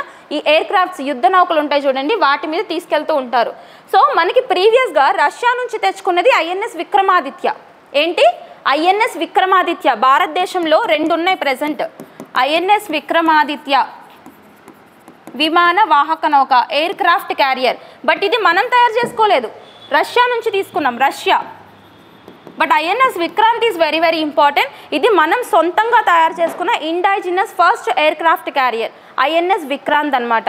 దీని మీద ఎయిర్ క్రాఫ్ట్స్ మోసుకెళ్తూ ఉంటారు. ఒకసారి దీని యొక్క ఈ డైమెన్షన్స్ చూసుకోవాలి. ఎవరు తయారు చేశారు? కొచ్చిన్ షిప్ యార్డ్ లిమిటెడ్ వాళ్ళు దీన్ని తయారు చేశారు. ఇందాక ప్రాజెక్ట్ 15B కింద ఉన్న సూరత్, మర్మగావ్ అవన్నీ మజగావ్ డాక్యార్డ్ లిమిటెడ్ వాళ్ళు తయారు చేశారు. ఇప్పుడు ఇదెందుకు చెప్తున్నాను అంటే, ఇప్పుడు పహల్గామ్ అటాక్ జరిగిన తర్వాత మనం అన్నీ చూసాము, ఇండస్ వాటర్ ట్రీటీ అని అవన్నీ. సో రీసెంట్గా ఈ ఐఎన్ఎస్ విక్రాంత్ని అరేబియన్ సీలో పాకిస్తాన్కి దగ్గరలో దీన్ని బోర్డ్ చేయడం జరిగింది. ఇండియన్ నేవీ వాళ్ళు దీన్ని బోర్డ్ చేశారు. అంటే ఏంటంటే అక్కడ అటాక్ జరిగే సూచనలు ఉన్నాయని చెప్పేసి ఐఎన్ఎస్ విక్రాంత్ని అక్కడ కమిషన్ చేయడం జరిగిందనమాట. ఓకేనా, అలా మనకి ఐఎన్ఎస్ విక్రాంత్ వార్తల్లో ఉంది. ఐఎన్ఎస్ సూరత్ టెస్ట్ ఫైరింగ్ జరిగింది. తర్వాత ఇండస్ వాటర్ ట్రీటీ చూడండి 1960. అండ్ అతారీ వాగా బార్డర్ క్లోజ్ చేశారు పంజాబ్ అమృత్సర్ డిస్ట్రిక్ట్కి సంబంధించి. అండ్ సార్క్ కంట్రీస్ మొత్తం 8 కంట్రీస్ ఉన్నాయి. 1985లో వచ్చిందని అందరం చదువుకుంటాం. బట్ అక్కడ రెస్ట్రిక్షన్స్ వచ్చింది సార్క్ అన్ని దేశాల మీద కాదు, పాకిస్తాన్కి సంబంధించి నేషనల్స్ ఎవరైతే ఉంటారో వాళ్ళకి వీసా ఎక్స్టెన్షన్ స్కీమ్ కింద ఉన్న టైం తీసేశారు. 48 అవర్స్లో వెళ్ళిపోవాలని చెప్పారు. కాబట్టి ఆ సార్క్ వీసా ఎక్స్టెన్షన్ స్కీమ్ మీద క్వశ్చన్ వస్తుంది. సో అది ఏ ఇయర్లో వచ్చింది? 1992. సో అట్లా ఫోకస్ చేసి చదువుకోవాలి. ఓకేనా, యా, ఏమైనా డౌట్స్ ఉంటే నెక్స్ట్ సెషన్లో చూద్దాం. Okay, thank you so much.